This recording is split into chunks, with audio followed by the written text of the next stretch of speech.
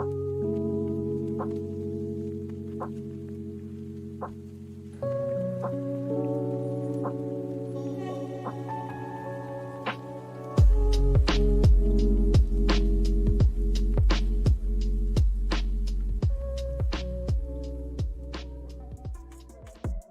we go, at the top of the class on a roll, and it's time to run it up, yeah you know, maxed out, put the pedal to the floor, ayy, on a roll, here we go, yeah we winning by a landslide, never see me coming, I'm a landmine, yeah I ain't taking orders in command like, yeah you about to see me on demand like, you know on demand, if you ain't know, you about to understand, yeah I got the team by my side, right hand, yeah take it to a string, you ain't seen it like that, yeah and it's the dream, and we coming for the bag, yeah and we ain't never going back now, future expedited, now we on the fast track now, they won't lend a hand, now they see us on. What is going on, basketball fans, and welcome to the first ever live watch along right here on the Basketball Podcast Network with Patrick Epino of the Oakland Warriors podcast, which covers the Golden State Warriors. I'm Neil Villapiano, the host of the Bridge to Nets podcast, which covers the Brooklyn Nets, and we are here for, like I mentioned, the first ever live watch along on the Basketball Podcast Network. Tonight's game between the Golden State Warriors looking for some revenge and trying to get off a 2-game losing streak against the Dallas Mavericks. Patrick, first of all, my friend, how are you doing today? Oh, I'm doing great, man. I am hoping that the Warriors can not blow a 20-point lead in this one. I'm good. Yeah, that's fair, man. That's fair. Yeah, no, but I'm glad to be on with you, man. I've been a big admirer of your videos on the hockey side, so I got a variety of drinks to make sure I got my energy up. Well, that's great, man. And yeah, a lot of people who are probably already in the comment section. I'm also doing live watch-alongs on the Hockey Podcast Network, which covers every team in the National Hockey League. It's the sister network here of the Basketball Podcast Network. And by the way, guys, this live watch-along and everything we do at the Basketball Podcast Network are sponsored by the lovely people at DraftKings Sportsbook. When you sign up for DraftKings, make sure to use our promo code TBPN. And also, these live watch-alongs are comment-driven. So if you guys have a comment, question, anything like that, let us know in the comment section, which you can see, and we'll show it here on the screen. And also, make sure to like and subscribe to the channel. New live watch-alongs of NBA games every single day here on the Basketball Podcast Network. Let's take a look at some of the comments here. Patrick, we put out this post earlier today. Who will win this game tonight? I think it's a fair question.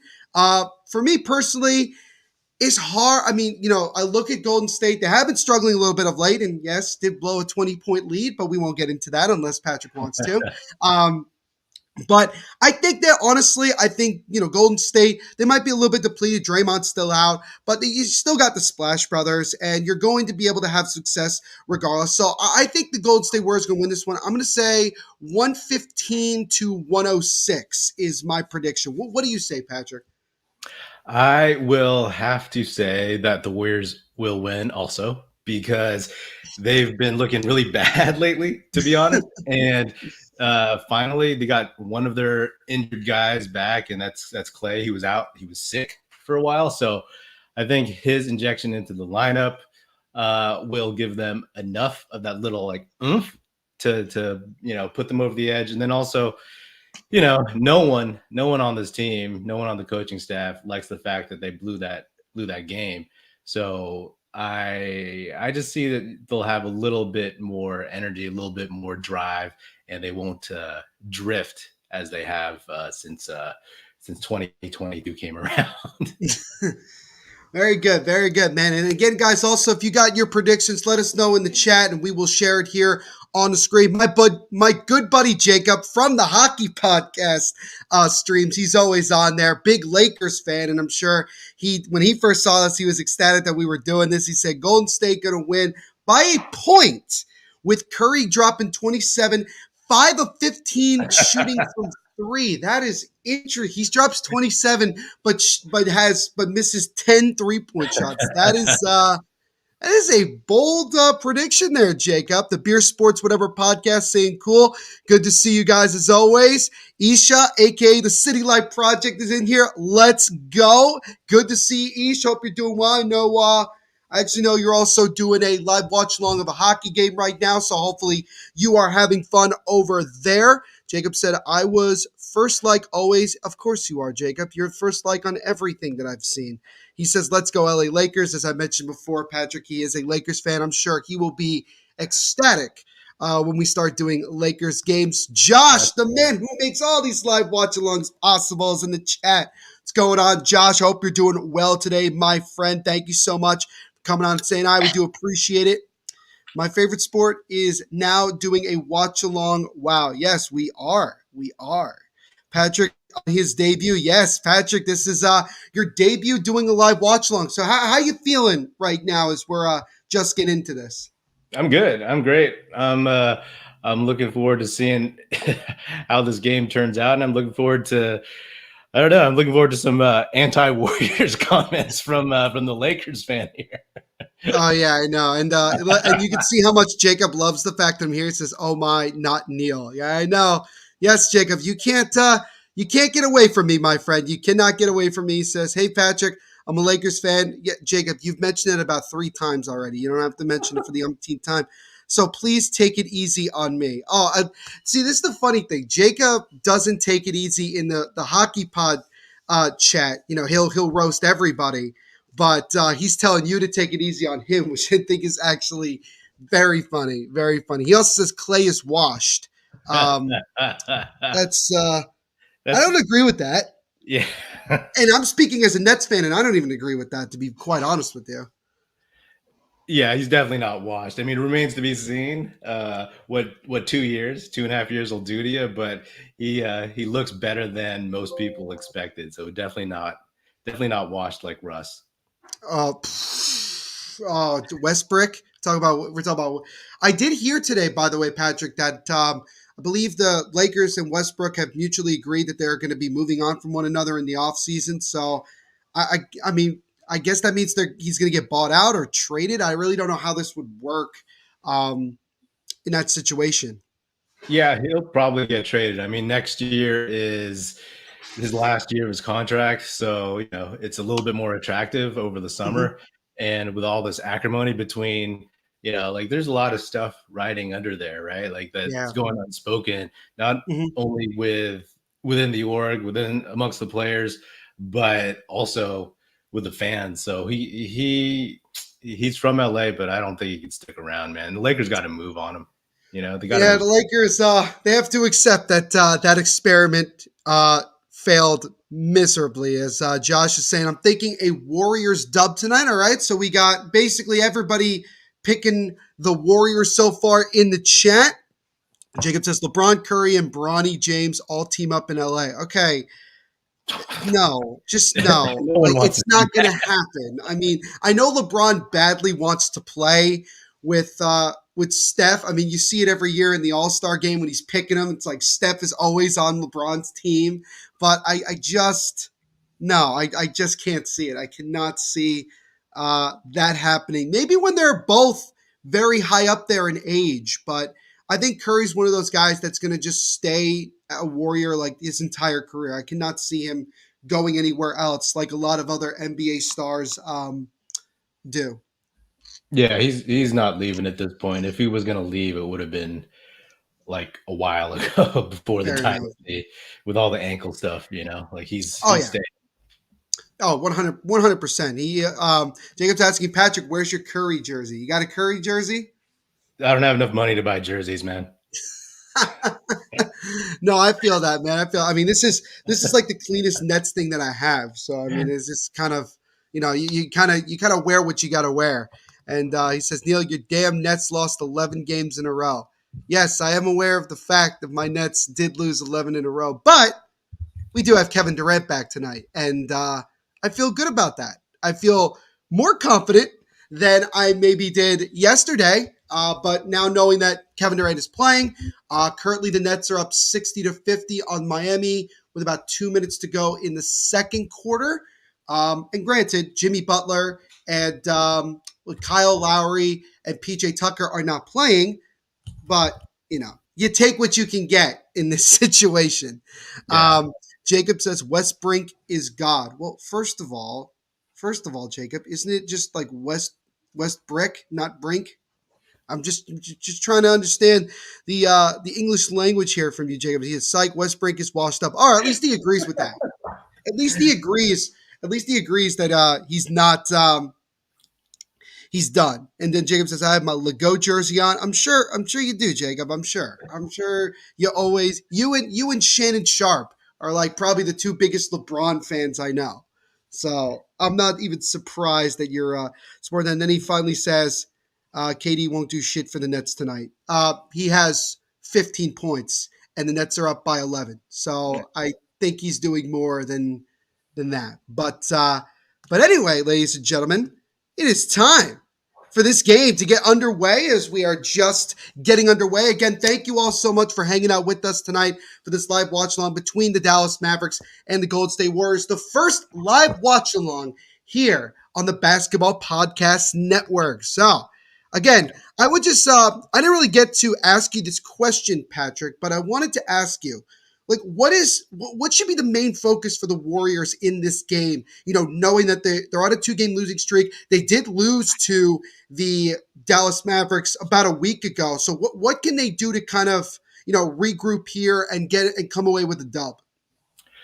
They just need to play a full game, man. Like ever since Draymond went out, they have played, I think they're like 15 and 13. So, when he left or when he got hurt, everybody knew that it was going to make a huge difference, but they withstood it for a little bit, but it's just not the same, man. There's nobody else on this team who brings what he does, not even just on the court, but like in the locker room, in terms of attitude, in terms of like speaking up, getting people riled up and the focus. He wouldn't have let them lose that game. Just, nobody should have let that happen, but he definitely wouldn't have. So, as a Warriors fan, you just want to see them like play a full game and just try to get into some better habits because they've gotten into some bad habits, Wiggins isn't playing the way he was before he got picked to be an all-star starter. And, Jordan. I can tell by your reaction, you seem to be a little bit surprised like everybody else was that he ended up being an all-star. We all know the kind of player Andrew Wiggins has been, and I can go back to that D'Lo Wiggins trade, and like I've said on my show that like it's obvious to me that the Warriors won that trade, but like, hey, bottom line is each team is doing well with the guys that they got. I think like Jonathan Kuminga will probably be the best player out of all of them when it's all said and done, when they're all retired. But Wiggins, he's a third or fourth option, to be honest, on a championship team, and that's and I'm not even saying third best player. I'm saying like third offensive option, right behind Clay and Steph. So that shouldn't be a surprise. That's why they got him, Yeah, no, I mean, that's a very good point. And I think that, he's really been flourishing in many ways in a very good system again, around, let's call it like, two of the best players in the NBA and in Klay Thompson and Steph Curry. And he's really having a lot of success. And I think that he's finally kind of coming into his own. And I think when you look at Andrew Wiggins, I mean, he was always going to be reminded as the guy that got traded, for Kevin Love when obviously, LeBron was trying to create a big three when he returned to Cleveland. And he was obviously very criticized by several people while he was in Minnesota, especially I remember when Jimmy Butler was in Minnesota calling out guys like Wiggins and Karl Anthony Towns. And it was just kind of crazy thing, but it's nice to see Maple Mamba, having success and being consistent. And I remember finding out, I think, if I remember correctly, the big reason that, that Wiggins got so many votes was through I believe it was a K-pop star, if I'm not mistaken. It was like a Korean pop star that like said like, oh, I love Andrew Wiggins. Let's get him into the All-Star game. And all of a sudden it blew up. I believe that's how he got like so many votes. Yeah, that definitely helped. I saw that tweet, and I was like, "What is this?" But yeah, that helped. And I mean, it is what it is, right? People have been, it's been the fan vote for so long, and to be honest, like Wiggins, I mean, if he didn't get it, it would have been Draymond Green, right? Fair enough. Like he was the next one in line. Just so Yeah. happens like Paul George is hurt, Kawhi Leonard is hurt. The guys who would have probably gotten it. Zion Williamson is, Oh, yeah. is he even a basketball player still? So I think somebody brought this up as, by the way, Jacob, to let you know, Steph just knocked down a 3. So I mean, I as if that should be surprising to anybody. He did knock down one. I also forgot Gary Payton II is on the Mavs. I forgot that he's on the Warriors. I'm sorry. Gary Payton's on the Warriors. All right, my bad. He was on the Warriors. Yeah. I knew it was one of these two teams on the Warriors, and they call him the Mitten. I believe that, or some people call him the Mitten, which I think is hilarious considering obviously his dad was the glove. But I think it's funny how they call him the Mitten. I think that's a pretty good. I think that's a pretty good nickname, to be honest with you. Yeah, it's good. I don't think he likes that one. I think he goes by Young Glove. That's a good one. That's actually a lot better. I like that. It's kind of funny. In high school, we had a friend who was terrible at basketball, and we called him the Mitten. So when this came up, I was like, "Oh man, I should have trademarked that." Dang, man. But yeah, man, 10-7. The Warriors started off pretty slow as usual, but at least they've scored a couple buckets, man. I'm just want to see some consistency from these guys, man. It's a long NBA season, dude. Oh yeah. Yeah, you nailed it right on the head. It is a long season, and I don't think it. Yeah, no, it wasn't. It wasn't a logo 3. It was just a typical 3-point shot that only Curry makes.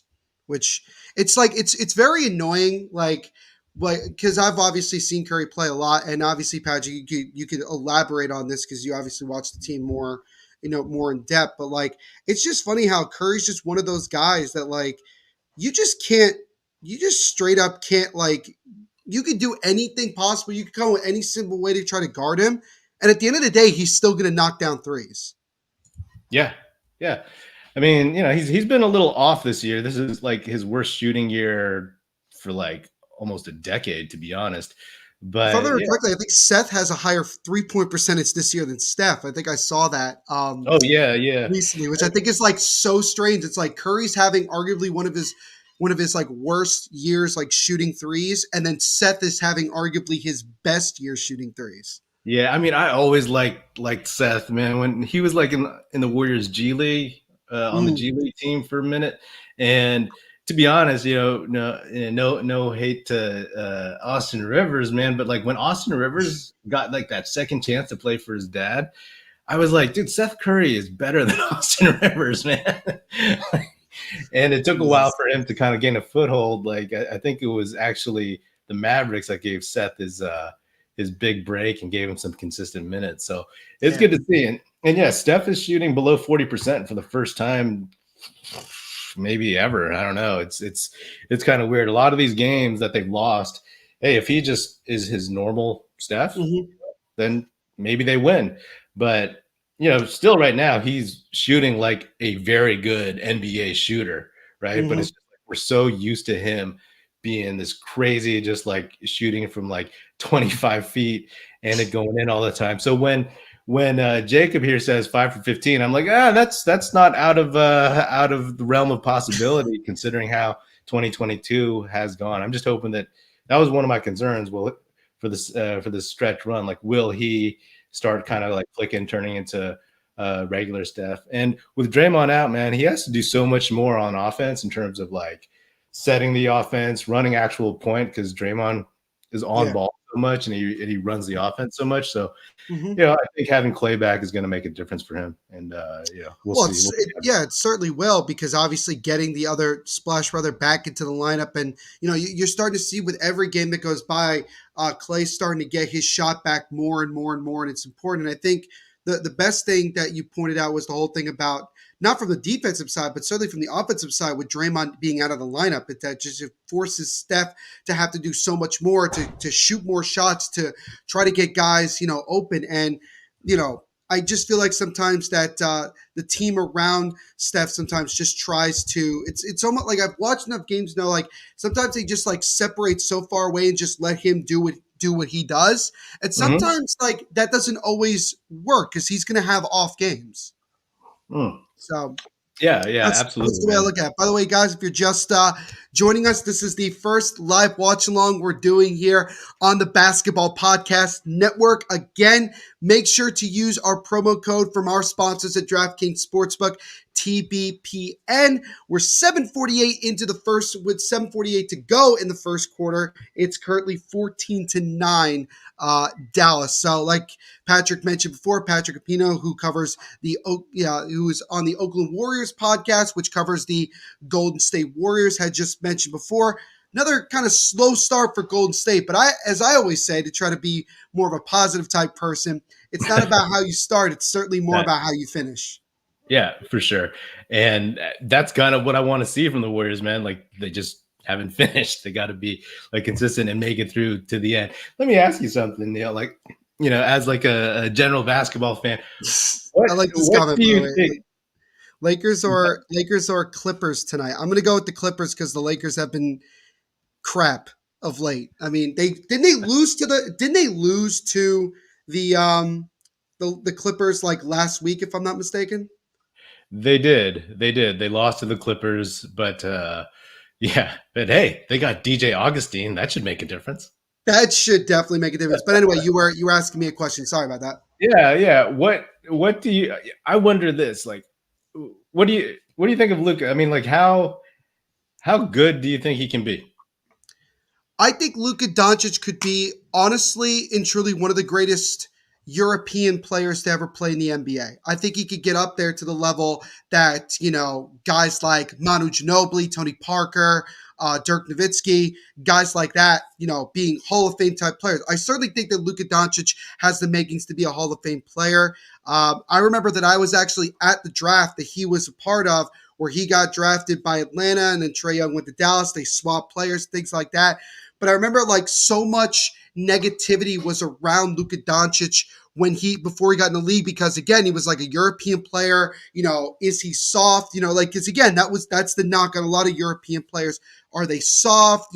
Things like that. But you look at Luka and you could see that he is getting more and more confident with just playing the game with every game that goes along. And I think the other thing is this.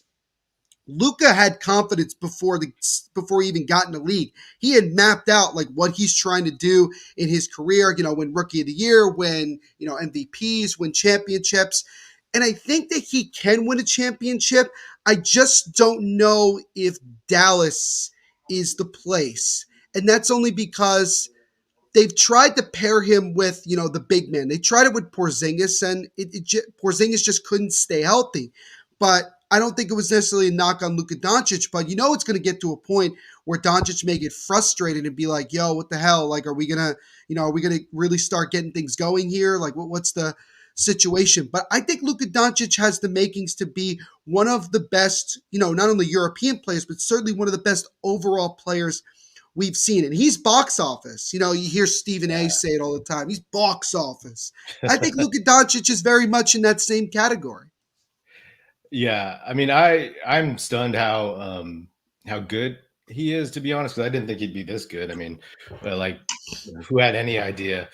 Right. And I'm always surprised because when I looked at the Mavericks roster beginning of the season, I was like, man, this roster is pretty mediocre. I was like, I don't want to use a stronger word to insult anybody, but I was like, these guys ain't going nowhere. But it's amazing how much Luka raises their floor, right? Mm-hmm. Like he, and these guys have been playing together for a while, so they have some good chemistry. But like, yeah, it's stunning because there's no one close to being an all-star on this team outside of Luka. You know what I mean? Mm-hmm.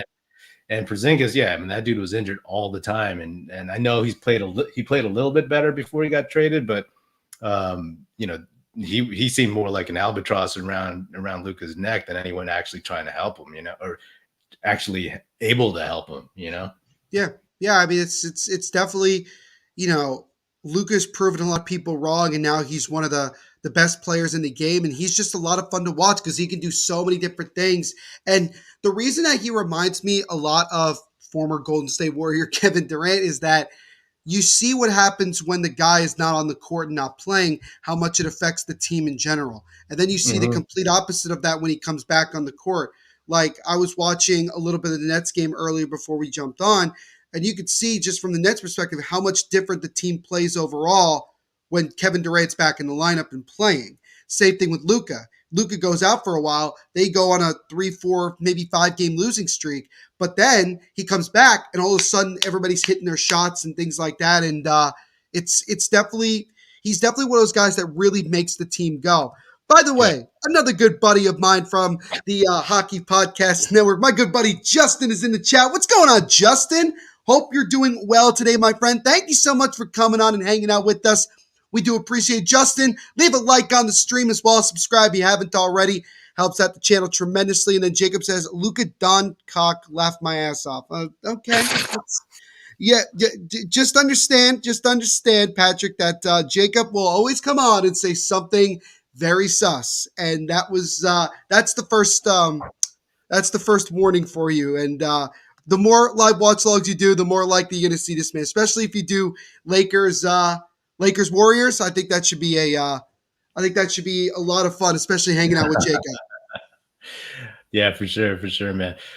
Man, this game is. This is a slow game. I don't know if you would agree, but it just feels like. Did both of these teams just like wake up and decided that they're not going to have that great of a day? Because currently it's 22-15, 4:10 to go here in the first quarter of our game. Dallas Mavericks taking on the Golden State Warriors. It feels like both teams just kind of are not really getting it going as much as you would expect. Well, I mean, the Mavericks, 22 points with, like 4 minutes left. Not too bad, and they're shooting okay. I guess I'm just so used to teams having 30 points by the time we reach the halfway point of the first that if you don't have 30 by then, I think that you're having a bad game. Yeah. No, for sure, man. How far do you think the Mavericks could go? I mean, actually, let me back it up. When you're talking about Luka. No, Jacob, we won't talk about the Lakers. Unless you come out, if you start roasting Patrick or myself, then we'll talk about the Lakers. Oh, yeah, I got a lot of Lakers comments if you want. I mean, it's too easy to kick them when they're down, so I'll refrain. Yeah. Kick them while they're down. It's fun. I mean, because I'll be honest, the Warriors were down for like most of my early life, so I understand how that is. And the Nets have been down at the bottom for almost most of my entire existence. So there you go. Do you see Luka ever leaving? Do you think Mark Cuban will ever let him go? And if so, do you think it's going to be like just to like New York, Brooklyn, LA? Well, certainly not Brooklyn. I can't see that. Granted, I mean, if we made a trade where we traded Kyrie for Luka, then yeah, I could see it, but that's not going to happen. Actually, what? Maybe it could. It could still be years down the road. You know what I'm saying? Like 4 years down the road. I know what you mean. It's tough because Luka's not afraid to speak his mind, but at the same time, he reminds me so much of Dirk Nowitzki that I can't see it. And the other thing about it is that Mark Cuban is one of the few owners that we know definitively always wants to win. Wants to win. And he's going to try his best and spend money. He's not afraid to spend the money if he has to win. And you saw that with when he ended up building that Dallas championship team back in 2011. Like you saw that's but I don't know. Luka doesn't strike me as somebody that I feel like if things got really tough, he would up and leave. But he could also be one of those guys that is super patient. He could be like Dame Lillard. You know what I'm saying? Like he's just constantly there, not getting it done. But he keeps saying like, I'm not requesting a trade. I'm not doing this, that, and the other thing. I want to win here because I think that there's so many people. We see so many players just easily want to get up and leave and go somewhere else where they can win and all that stuff. They don't want to be part of the process, so to speak. Not the Sixers process, but the process of trying to build a championship team. I think it's just I think honestly he could do something here, but it remains to be seen. It really does remain to be seen. Yeah. How far? That's where the comments here really quickly. Got to go, boys. My hockey team is playing. Peace out, Patrick. Hope your Golden State Warriors win. No worries, Jacob. Thank you as always, boss man, for hanging out with us. We do appreciate it, Jacob. You'll see me back on the Hockey Podcast Network later on this week, so you'll come and roast me then, so no worries. And then my wonderful mother as she supports always, is in the chat. Very nice. Thank you, Mom. Says, hi, I'll just subscribe. Looks like a great way to watch basketball. Patrick and Neil, you are getting it done. Thank you so much, Mom. We appreciate it. Make sure, well, you already liked and subscribed. And then obviously Jacob always likes to ask my mother how she's doing because Jacob he does have a heart. He might like to roast everybody, but he does have a heart. So that's a positive. That's a good thing to know, Jacob, and we appreciate it. We appreciate all you guys hanging out with us during this live watch along again between the Dallas Mavericks, Golden State Warriors. 3:34 to go here in the first quarter, 24-16. Dallas as both teams kind of getting off to a semi-slow start, so to speak, but maybe things will pick up in the second quarter. Yeah, I hope so, man. How many fouls have been called in this game? That's what I'm. There's been a lot of fouls. I've noticed that. Like, I don't know if the refs are. I've always said this. Patrick, that every refereeing crew just calls these fouls differently, and there's just some where honestly they're just going to call things so frequently and not let the game flow. Where there's other refs that just let it go, so let so many things go that it gets like so ridiculous. It all just depends honestly on the refereeing crew that you got for the game. Yeah, absolutely. And everybody hates Scott Foster. Every team. Yeah, if you got Scott Foster, you got no prayer. You got no prayer. Every team has been burned by Scott Foster. So like, if he's reffing a game, I mean, somebody's got to benefit somehow. I'm not sure. And if you're, and look, here's the thing: if you got Chris Paul on your team, you might as well just take the L because Scott Foster going to do everything possible to screw over Chris Paul, which I still don't know where that came from. I've tried to figure that out. I don't understand where it came from. I mean, Chris Paul seems to be a great dude off the court, but he's a bit abrasive on court as part of his competitive nature. But he's also such a he'll flop and do all that stuff. But I'm not sure. It could have been something that we're completely unaware of. But that's cool. Like call tons of fouls on Chris Paul, kick him out the game. That's fine. One of the things that I always like. The thing that I like Chris Paul a lot is that him being, the NBA player rep. Representing the players and everything, because I think he does a really, really good job of speaking for the entire league. And I think that, he has a really, really good voice. I always wondered, and let me ask you this, Patrick, just talk about Chris Paul a little bit here as we continue to watch this game. Could you see Chris Paul as a coach? I feel like he has the makings, but I don't know. What do you think?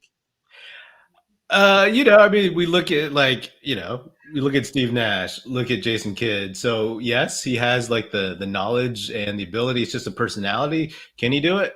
Seems like he could. I could see a situation where part of his personality makes it work, but then I can see a situation where it doesn't, right? Does he not have the patience for it? When Magic Johnson tried to coach the Lakers back in the day, it's like I remember him saying, or people talking about how like it was tough for him to communicate because he's so used to just doing what needed to be done. Right. Fast forward a couple decades later, and people, these guys know more about how to transition from being a player to being a coach. I think Chris Paul can definitely do it. The guy's a great communicator and he's a great leader and he's smart as hell. So, if Kidd can do it and Nash can do it, then why not if he wants to? I think that there's always the possibility that he may consider it down the road. I think that there's a lot of guys in the NBA that, they have those personalities and they have the knowledge. And I think that it can incorporate and you can do some things. I mean, look, Doc Rivers has always been a very solid coach and he did play in the NBA. So we do have to give him credit where credit is due. Look at Steve Kerr. Steve Kerr's a great example. Kerr wasn't, let's say a great player, but he was a very clutch shooter, especially when he was playing with the Bulls and also when he went to San Antonio. But he learned a lot. And yes, you can make the argument, and Patrick may disagree, but you can make the argument that you wonder if Steve Kerr didn't have all of the tremendously talented players he has, how good of a coach would Steve Kerr be?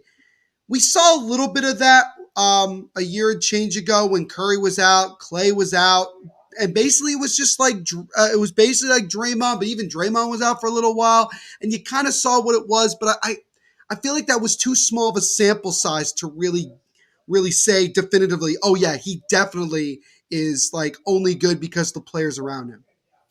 Yeah, and it is interesting because like those teams were unique because they were really bad But when you know that you're getting like Steph and Clay back down the road, like the next season or the season after, it's like that's that's always in the back of your mind. So like you just kind of say this. See, if they were like a rebuilding team, then the perspective, the kind of reframing of that season is different while he's in it.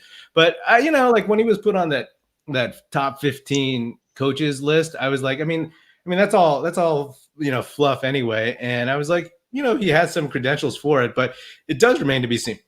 I mean, look at Phil Jackson, right? I remember Terry Cummings back in the 90s said, everybody talking about how Phil Jackson was such a great coach for the Bulls. And then it's like, oh yeah, I'd like to see him coach Vancouver at the time. You know what I'm saying? So it's always the players you have. Doc Rivers, I didn't think was a good coach in Orlando, but you give him Kevin Garnett, Ray Allen, along with Paul Pierce, and like, oh, he won a title, so he's a great coach, a great coach who can blow 3-1 leads in the playoffs. You know what I mean? I got you. So go ahead. No, I was gonna say Steve Kerr. I love Steve Kerr, but no doubt that dude has the most charmed NBA existence, man, and he knows it. Like I go way back. I used to watch him in Arizona, right? And I was like, oh, they always had these like blonde dudes shooting jump shots all the time back then, right? And then he got drafted somehow, and he just stuck, and then he ended up on all these teams that just needed what he did as the 3-point line started becoming more and more important. And then he picked up all the coaching stuff, and I mean, the dude's been he's won titles as like a end of bench role player. He was a GM. He was a great commentator, Oh, he was a tremendous commentator. He was really good when he was commentating. Yeah, he's smart. I mean, like he was like Doug Collins was a really good commentator, I remember, So I mean 100%, man. I think Steve Kerr knows it too. He lucked out. He lucked out for sure. And I look at a guy like Steve Nash, and I look at him as like the opposite of that. Like Steve Nash really just isn't that good of a coach, and he really is more of an example of what a coach can look like when you have so much talent around you. And I saw it watching the Nets like the last like couple of weeks, without having KD, barely having Kyrie, no James Harden after he got traded.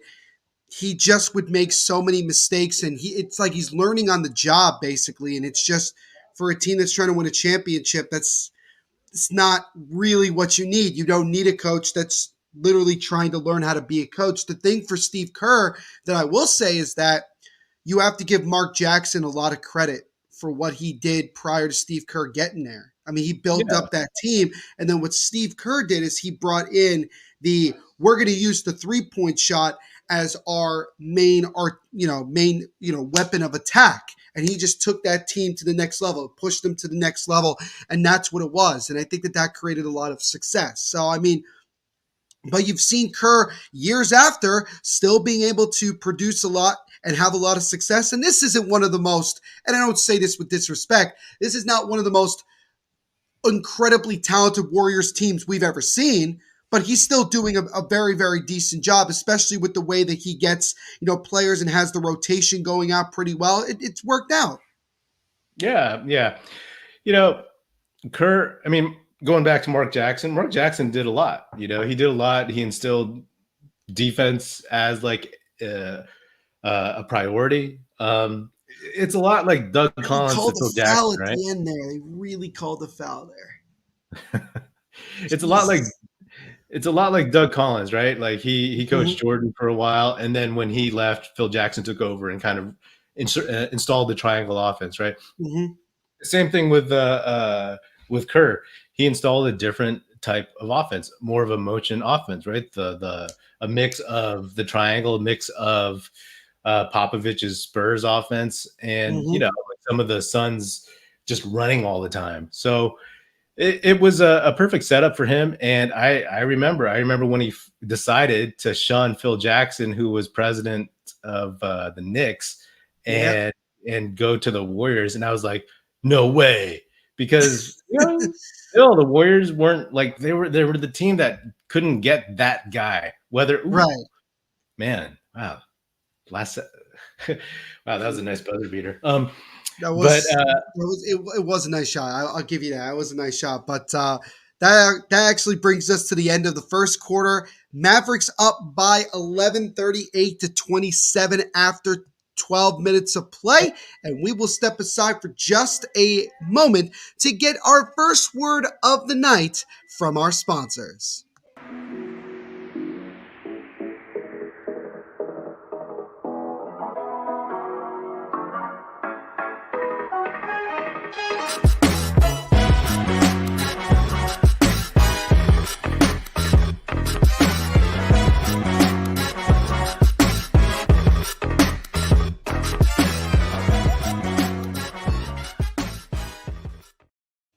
So again, a big thank you to our sponsors at DraftKings Sportsbook for sponsoring this live watch along and everything we do here at the Basketball Podcast Network. When you sign up for DraftKings, make sure to use our promo code, which you can see in the bottom right corner, TBPN.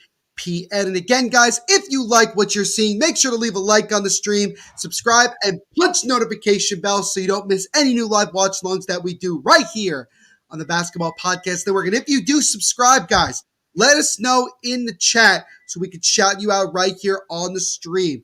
So we're at the end of the first quarter, getting ready to start the second quarter, Patrick here, and it's 38-27 Dallas, against Golden State after the first quarter. So what are your thoughts after one quarter of play from a Golden State perspective?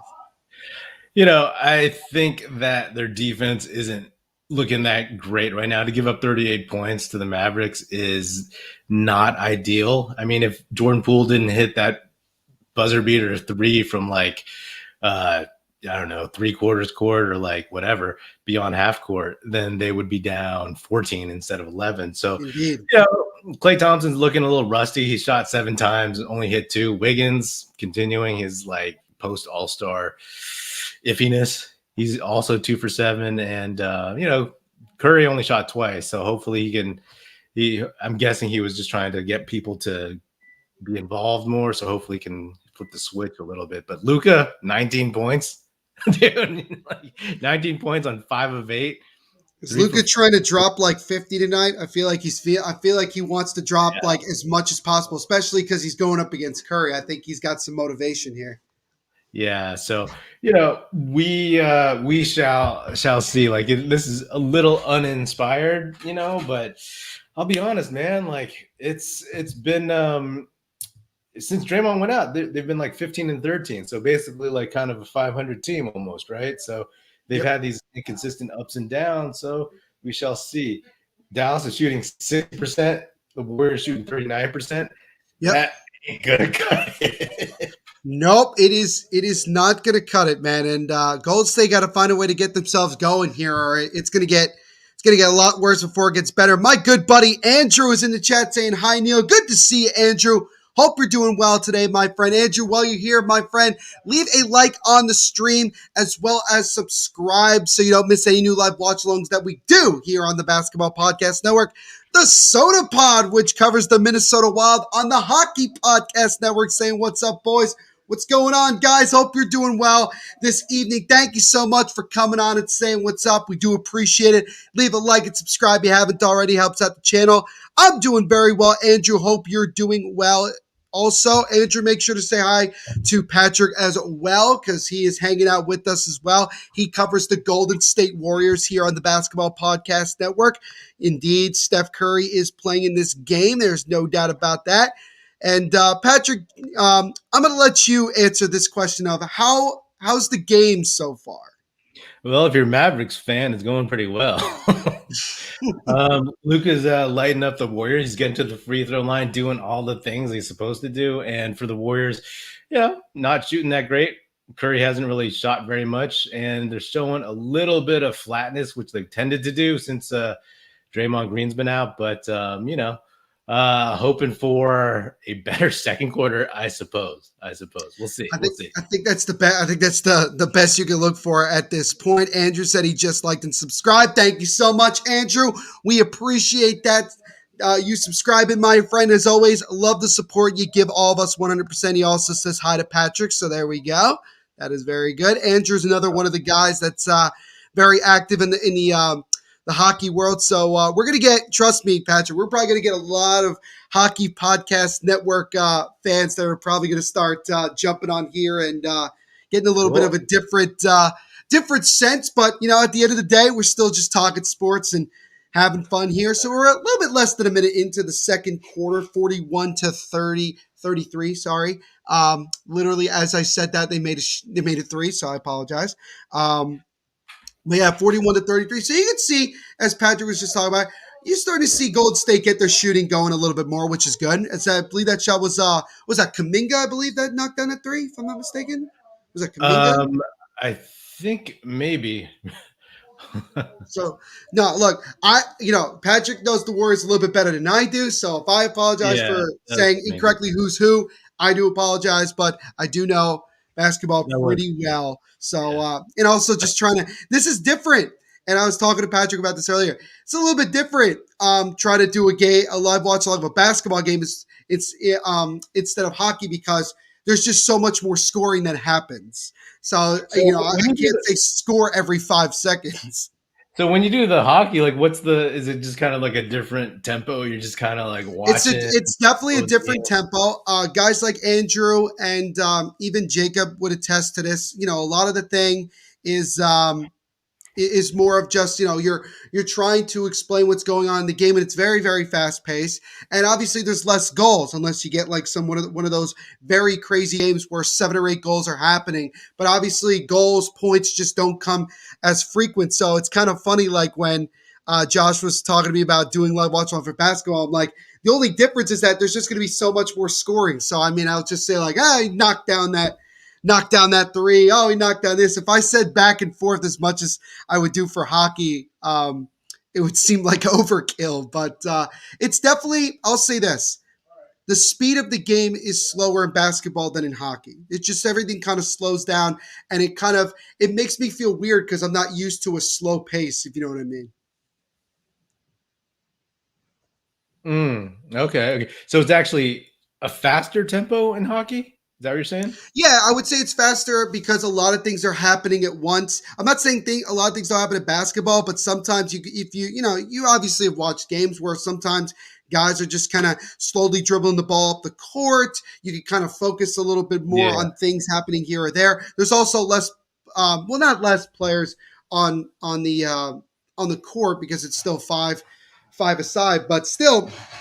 Sometimes things do slow down. So it's kind of it's a learning process for all of us here at the network. SodaPod says, love THPN and Neil. Thank you guys so much. We'll start supporting the Basketball Podcast Network too. Thank you so much, guys. We appreciate it 100%. ProStar was wondering, where are you tonight? Yeah, no, everybody's wondering, like, where am I tonight? I'm here. I'm doing a live watch log of an NBA game. Surprise, surprise. See, I can do more than just hockey, ladies and gentlemen. And don't be surprised you start seeing me do football and baseball. Well, I mean, if baseball actually happens, and maybe it won't. I don't know. We'll see. We'll wait and see what happens with that. Beer Sports Whatever podcast back in the chat. Good to see you guys as always. Hope you're doing well. Leave a like and subscribe if you haven't already. Helps out the channel. Everyday Hockey is in the chat saying, what up, fam? Hope you guys are doing well. Great to see you guys as you always are. I know, a little bit different than hockey tonight. I know there's a lot of hockey going on. We're talking some basketball here, covering this game again between the Golden State Warriors and the Dallas Mavericks, currently 48-33, a little bit more than 3 minutes into the second quarter. THPN, look at this, Patrick. The Hockey Podcast Network in the chat say go TBPN. Thank you so much, guys. Appreciate the support 100%. Know you guys are doing some live watch-alongs tonight, so hopefully everything's going well over there. But thank you so much for supporting. We do appreciate it. Again, guys, leave a like on the stream as well as subscribe. Helps out the channel tremendously. This is the first ever live watch-along we're doing here, and it's going to be the first of many. We're going to be doing a lot, have a different host come on here, talking to every single team in the NBA, and it's going to be a lot of fun. So far, it's continuing to not really look that good, and Patrick mentioned this before. The defense of the Warriors is basically non-existent, I would say. Yeah, it's a little rough. I mean, this is continuing a string of questionable games by the Warriors. So I've said on my podcast that we're just biding our time. Like Right. everybody else, Warriors in Warriors land knows that if Draymond Green isn't available, if he's not close to 100%, there's no chance for this team to go deep into the playoffs or win anything. So, right now we're just waiting until he gets back. Yeah, that's basically it. Hoping the other guys can improve, can get acclimated, can prep for the stretch run. But we're just waiting on Draymond. Yeah, I mean, and I obviously, speaking as a Nets fan, I can attest to waiting around and hoping that people come back and actually play. And it does suck when you got some of your better players injured and not playing, and you're constantly talking about, oh, when they get back, it's going to be great, this, that, and the other thing. But you're still just constantly waiting around, and you're like, well, I don't want to wait around anymore. I want these guys to be healthy. I want this, that, and the other thing, and go from there. But luckily for Golden State, it's really just, specifically Draymond, and they got the majority of their team, work it out so far. By the way, I just saw that Willie Cauley-Stein got released from his 10-day contract from the Sixers because the Sixers just signed DeAndre Jordan to a contract. So I kind of wonder if the Warriors will try to bring back Willie Cauley-Stein if they do have a roster spot. I don't know if he would fit on this team at this point. I mean, that's another topic, right? Whether or not James Wiseman is going to come back and what he can do. Right. And if you get another dude on the Warriors, you're gonna have to let go of Bielitsa most likely, especially if it's a big. But I don't know if Willie Cauley-Stein is worth it. But we shall see. How was he looking? I haven't seen that dude play since he was. Well, that's the thing. He really wasn't playing all that much, even on that 10-day contract. So it was kind of like. I think it was kind of like they saw that DeAndre Jordan could probably benefit them a little bit more because they need a backup center because they traded Andre Drummond to the Nets. I think they were looking for a little bit more productive one. I don't know if necessarily DeAndre Jordan's the best option, but he might have been the best option of what was available. So that would be basically how I look at it. By the way, Andrew's saying Hockey Troll is unbelievable tonight over on the THPN channel. Love to hear it, Andrew. Andrew also has a question for you, Patrick. He says, what did you think about the All-Star break? What about it? I guess let's broaden a little bit and say, what did you think of, I guess, the All-Star weekend? Let's put it that way. I would say we saw the worst slam dunk competition in history. Terrible, man. I mean, it was brutal. It actually hurt my head to watch it at times. It really was. Yeah, I tuned in late. All I saw on Twitter and people were texting me that Jalen Green was missing like all of his dunks. And so when I tuned in, he was already out. And, like as much as I love Juan Toscano Anderson and I love like the Mexican colors, like of the flag on his jersey and his shoes. That was cool.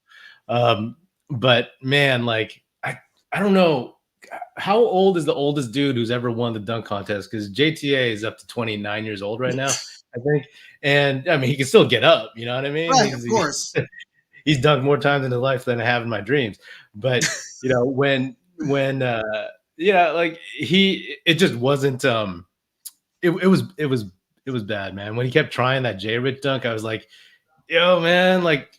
The more you try, the lower you go, dude. Like you're getting tired. It was just bad. Like it was just like it was like at one point I remember someone on Twitter was like, "Just put us out of our misery, all right? Just say nobody won." And I saw someone else just go like, "Can we just restart? Can we just like, can we like give these guys a break? Come back in an hour and let's start over again." It felt very forced, I would say. Wasn't one of the better slam dunks we've ever seen, and we've seen some good ones over the years.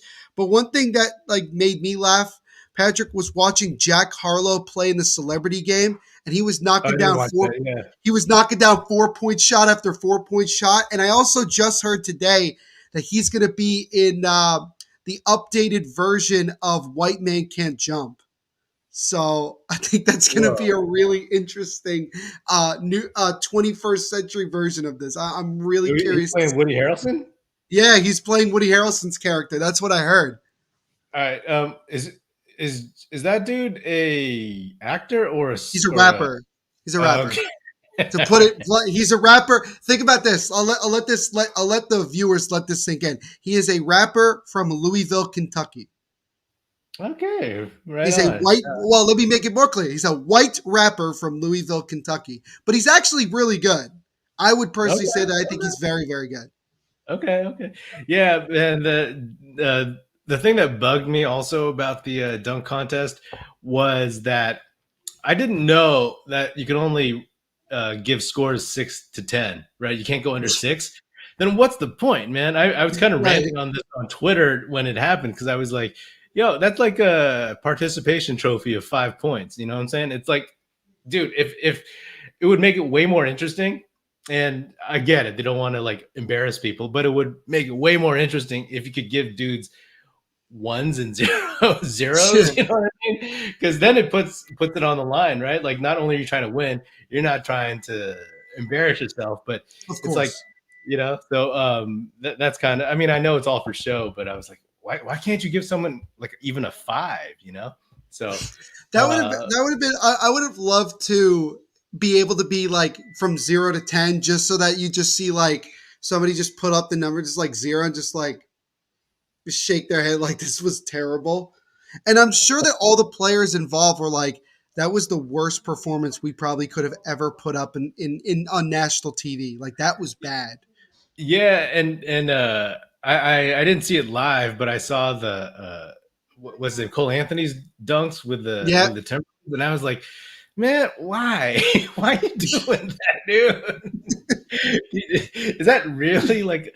I mean, have you ever ran in Timberlands, man? That's hard to do. And then Obi Toppin's winning dunk, Yeah. like that was I respect like the athleticism to do that, but it's not a memorable one, man. No. It's like there's no power in that, no force in it, and Yeah. that's the thing. They should have just showed like a replay of Zach LaVine and Aaron Gordon, man, because I watched We that. just That go was back all to when Dwight Howard was Superman, or when what was it? We had Kryptonite that one year, if you remember. yeah. But like everybody was down on the dunk contest for years, and then Levine and Gordon brought it back. But then I don't know, that might have been an aberration. There has to be a way. I mean, if you had John Morant, if you had Anthony Edwards and Yeah, two other dude. dudes who were great Oh, dunkers, I 100%. mean, that'd be amazing. Oh yeah, 100%. Andrew asking, "Where's the wine?" Yeah, no. When I do live watch alongs, I do have a glass of wine. I actually don't have it today, but I will, dude. I'll have it. I'll have it for more streams in the future, Andrew. Don't worry, buddy. Don't worry. It's kind of become, to put it honestly, Patrick. It's become kind of like the thing for me that everybody expects. It's like my niche. Basically, people see that I drink a glass of wine because we make homemade wine in my house. So Oh, it's very kind of nice. like a very typical thing. So now everybody asks me whenever I don't have it, if I have just water or something, they say, "Where's the wine? Why aren't you drinking wine tonight?" And sometimes I can, sometimes I really shouldn't, considering the time. But it'll be back, Andrew. Don't worry about that. I think Steve Kerr might need a glass of wine or two after the way his team has been playing on the defensive side right now. Oh man, yeah. Like they're He's got to be breaking. Did he break a clipboard yet? I he really hasn't hope, done like, that. that was so funny in the finals when he just like obliterated a clipboard. That was the greatest reaction I've ever seen. Oh yeah, like that's he's good at that. But I think there's a trick to it. He uses he uses the marker in his hand to kind of like initiate that impact and give it that Oh, so like he kind of hides the counterpoint. marker when no one's looking and just is able to explode it. Yeah. I think one time he cut his hand and it was like bleeding. Oh, But damn. he hasn't done that this year because I think he's just trying to manage this team and get it to where they need to be. Oh, come on. That was that. Yeah. How do we put that? How do we describe that call? Um, I mean, that's just bad defense. Like I don't know, they're playing small and they're not rotating quickly enough, and yeah, They that really do feel like, like I get the sense from the Warriors, they really do feel like they're just waiting for Draymond to get back. Like they're just kind of like, it's all right, like we could suck right now, but when Draymond gets back, and I mean, I need Draymond to come back for fantasy reasons, so it'd be nice for him to come back at some point. Andrew said he'll be back, by the way. No worries, Andrew. Take your time, buddy. We appreciate you hanging out with us. And again, guys, thank you so much for hanging out with us tonight. First ever live watch along here on the Basketball Podcast Network.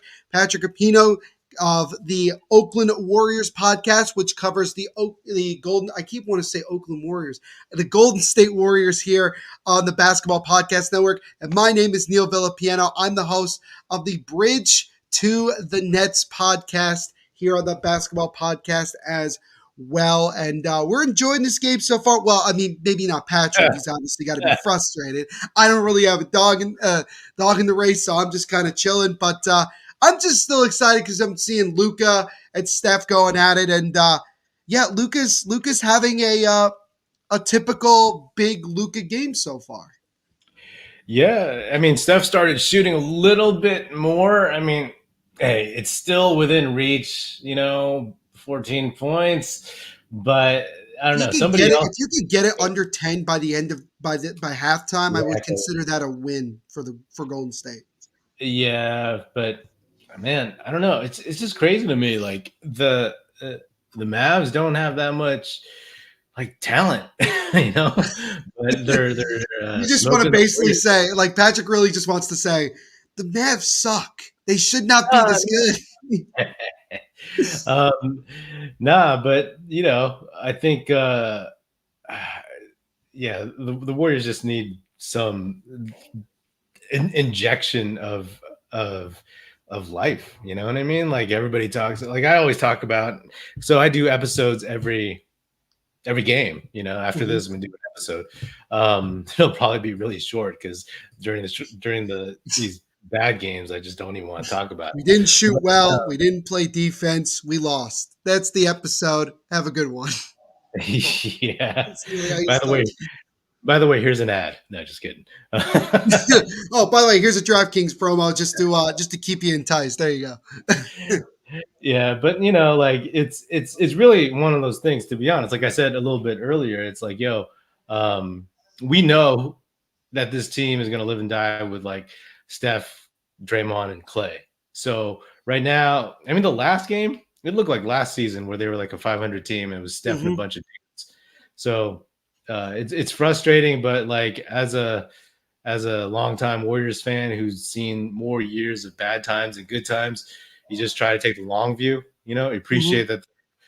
I mean, they'll probably get passed up by the Grizzlies, and then, but then if they end up in third place, so be it. I like the Warriors' chances in the playoffs as long as those main dudes are healthy, I mean, I remember I was watching First Take like a couple weeks ago, and Stephen A was talking about Golden State, and he was like, the thing that nobody wants to do is face a Golden State team that's fully healthy and clicking on offense like we saw back, a couple of years ago. I mean, because if they start clicking, even if they don't play like exceptional defense, you're counting, you're most teams are counting by twos and Golden State's still counting by threes. And that's going to be a nightmare situation. But I think what was so much fun about last year's Warriors team for me as a fan was that they were in the playing game against the Lakers, and it was just like, who would have thought that Golden State and the Lakers would be facing off in a play-in game? Like, we knew they could face up in the playoffs,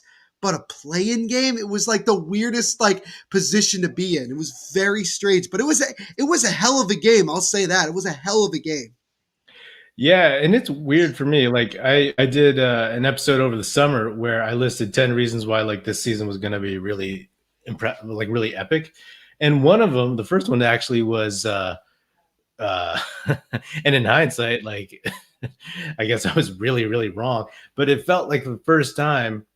I mean, I didn't think the Westbrook trade was a good trade, but I thought the Lakers would at least be in the top 5, Right. 6 maybe. Or at least But in the top 8 and not several games below 500. yeah, so like I was like, yo, this is the first time in my lifetime that the Warriors and Lakers are both going to be like legit good, Yeah. because most of the time the Warriors were trash. And then when the Warriors finally got good, the Lakers were trash. And then the Lakers, when they made the run in the bubble, put that asterisk on that title. When they made that run, Oh yeah. when they Oh made yeah. that run, the Warriors were terrible because Steph had a broken hand, Clay was out, etc. So Yep. like, and I was like, okay, this is finally the year where everybody's pretty much healthy and they're going to do battle. But then the Lakers haven't, they've been the Lakers of this year, so it's kind of a bummer. I don't know if the Lakers will make the play-in, to be honest, at this point, especially if the Pelicans are trying to come on strong with CJ in the Oh mix. yeah. That's a good addition, like they And he can they wants to can get into play. I could tell. Like yeah. I'm watching CJ play right now. You can see that he's very motivated. Like he wants to get into playoffs. He wants to, get something going here. And I think that just is very good for the young players that New Orleans has. I think it would be very beneficial if they can indeed get into the playoffs. Yeah, absolutely. And like it was a good move, but it all depends on Zion. Do you think Zion is going to come back this year? Oh, dude, let me tell you this right now. And I think I've seen several people post it. It really does feel like Ja and Zion has become the new aged. If you remember Kevin Durant and Greg Oden, I don't know if you saw that meme that's been going around social media. It's like the funniest thing. And the crazy thing though is that it's very, very true. Like we looked at Zion and we said, this dude's going to be phenomenal in the NBA. My whole knock on Zion is like he can't shoot free throws worth a damn. Like he's Mhm. really bad at free throw shooting. But we knew that Ja had potential. We just didn't know that he would become as good. By the way, he has another viral dunk that he had tonight. So that's like for the 80,000th time that he's done that in the last 5 days. That man just is a walking bucket and a half. Yeah. But dude, Zion, I think he's a bust. I hate to say it. And I think he's doing this on purpose. I don't think he wants to be in New Orleans. I think he's You trying want- to get out.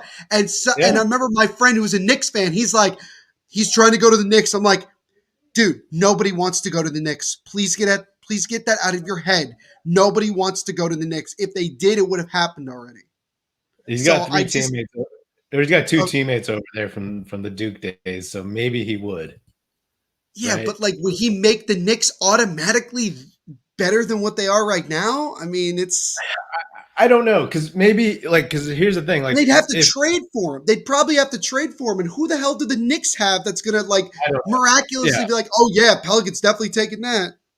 No, I mean, and that's totally fair, right? Like, I don't know how. I mean, it's like how they could get Zion Williamson, but like that's part of Zion Williamson not playing and tanking and and all that stuff. Like he clearly, and like whoever is advising him wants him in a bigger market. You know what I mean? If the Pelicans make the play in, I'm curious to see or if they start like challenging for that 10th spot.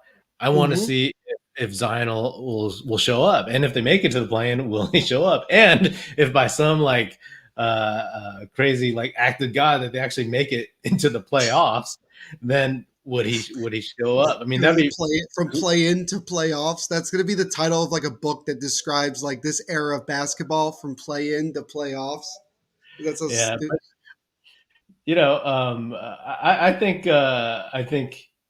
I think Zion will probably. Yeah, I mean, I feel my gut tells me he's trying to get out of there, but we'll see. We'll see what I happens mean, with I that. did know that it was reported that McCollum. The crazy thing is that McCollum and Zion didn't even talk to one another for like I think like a Yeah. week and a half after Yeah. the trade. Like it, and that to me again is like they say, oh, Zion's just working out in Portland, and I'm like, is That's that it? BS. Like, dude, Yeah. like when is he gonna play again? Is he gonna play? Like what? Like does he just straight up not want to be in New Orleans? And I mean, look, I get it because it was all setting up perfectly in that lottery for where the Knicks were going to get the first pick. They were going to get Zion. It's great, and they didn't. The Pelicans got it, and you could see Zion like facially, he was just like, "This sucks. I have to go to New Orleans." I have to go to the Pelicans boasted a pretty exciting roster of young players when Zion first was there. If you remember, they had Lonzo, Josh Hart, Brandon Ingram. You had included Zion. To me, it was like, oh, this could be a fun team. This could be a team that could be very fun to watch and things like that. And now, Lonzo's gone. Josh Hart is non-existent as far as I'm concerned. Brandon Ingram. Brandon Ingram's still very good. He's still doing pretty well, but he won't be in New Orleans long term. I just don't think anybody that they had like 2 years ago is going to be there long term. I just can't see it. Yeah, I don't see it either. And like you're saying, you guys can clearly tell that Golden State has not improved defensively in this quarter. As a matter of fact, I argue to wonder if it's gotten worse in the second quarter. Yeah, they just look like they're on their heels right now. Dallas has everything clicking, and it's Dallas is just going downhill. The Warriors just keep missing shots. And it might just be one of those nights. If something, the Warriors traditionally have good third quarters during the dynasty, and then even this year. So I think that's what it's going to come down to right now. What they're down by 16. Yep. That's going to be yeah. It's one of those days. I know exactly how you feel like watching my team. There's plenty of games where like you're facing off against somebody and it goes from your team's struggling to make shots, nothing's going in, and then the other team, they just throw something up and it goes in. And I feel like that's what we're seeing in this game. Golden State has to really, really work for every shot that they take, while Dallas is just throwing stuff up and 9 times out of 10 it's going in, which is very, very frustrating. Yeah, and so it goes, man. Yeah, it's part of basketball. But we are now at halftime here, ladies and gentlemen, of our game between the Golden State Warriors and the Dallas Mavericks. 68-54 Dallas at the break. Patrick, I'll start with you, man, before we go to commercial break. Let it out, my friend. Just say what needs to be said after a very, very difficult first 2 quarters of play. Well, I'll say it's just disappointing. Like it's not fun to watch a team not play up to its potential. But again, like as a more long view type fan, it's like, okay, it is what it is. Move on, and then keep biding our time. Keep waiting until Draymond gets back. But somehow, some way, it's not like Draymond's going to magically make everything better. But I'm a little disappointed that guys like Wiggins. I know Wiggins, his reputation, but also like Jordan Poole, that they're not kind of showing out more when they have this opportunity. So we'll see. We'll see if they can at least show a little bit more grit in the third quarter, second half in general. It's obviously things definitely got to pick up here if Golden State wants to have any sort of hope to get back in this one. But before we continue, guys, as we are here at halftime, we are going to step aside for a moment, catch our breath, get some water, and we're going to get another word from our sponsors.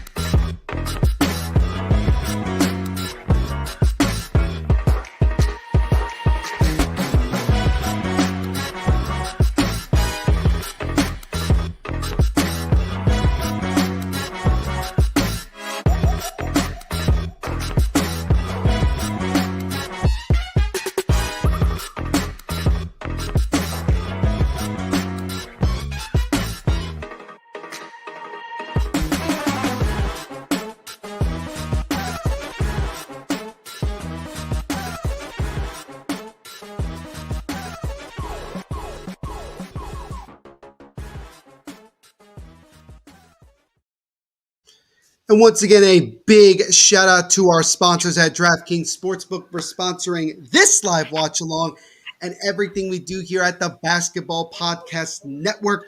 When you sign up for DraftKings, as always, guys, make sure to use our promo code, which you can see in the bottom right corner, THPN. So again, guys, we are at halftime of our game between the Dallas Mavericks and the Golden State Warriors, 68-54 Dallas after 2 quarters of play. It's definitely been a tough one, especially defensively for the Golden State Warriors. They've given up 38 points in the first, and they gave up another 30 in the second, while the Warriors have it impressively, very impressive, scored 27 in the first and added another 27 in the second quarter. And, Steph doing what he can. Team's a little bit depleted, but Luka Doncic obviously having himself a typical Luka Doncic game. But again, guys, also if you're enjoying the stream, make sure to leave a like, also subscribe and punch the notification bell so you don't miss any new live watch longs that we do here on the Basketball Podcast Network. We're going to be doing live watch longs of every team in the NBA. And also, guys, if you do subscribe, let us know in the chat and we will share it here on the screen during the live stream. So, yeah, again, Patrick, it's been an interesting game, but I wanted to allow you to talk about your podcast, talk about anything you got new going on and things like that, and where people can find you and all that good stuff. Yeah, so my podcast is called the Oakland Warriors Podcast, and I pretty much talk about every game. It's like something where I'm like, man, I should take a break, but I just can't stop. And I know that feeling. I do an episode after every game and talk about, observations, my thoughts on those things. And then I also have guests on and we talk everything about the Warriors. And, I've been a fan for decades, man, since Sleepy Floyd run TMC, Wow. So it's always fascinating to see how this team and this fan base has changed. And, just love talking about like the history of the Warriors, the context of seeing this team play, how good they are, how far they've come, and just like how they can keep it going. So, people can find me obviously on all the platforms, Oakland Warriors on Apple Podcasts, Spotify. Just started a YouTube channel. So go find that. And you go to oaklandwarriors.com, find out everything. And it's fun. It's fun being a Warriors podcaster because I'll tell you this much: when they were pretty mediocre last year, it was chill. It was chill. But then once they got good this year and all this attention, it was like even more fun. You know what I mean? And of course, I go back.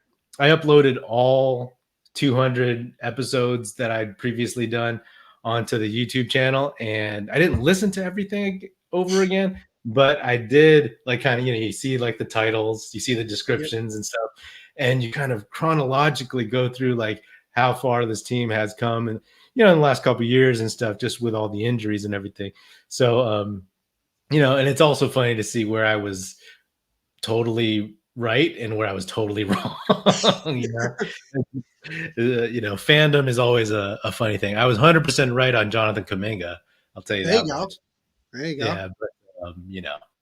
Yeah, it's good to be on this Basketball Podcast Network, and looking forward to doing more of these, especially when the Warriors are actually playing well, as opposed to tonight. So we'll see.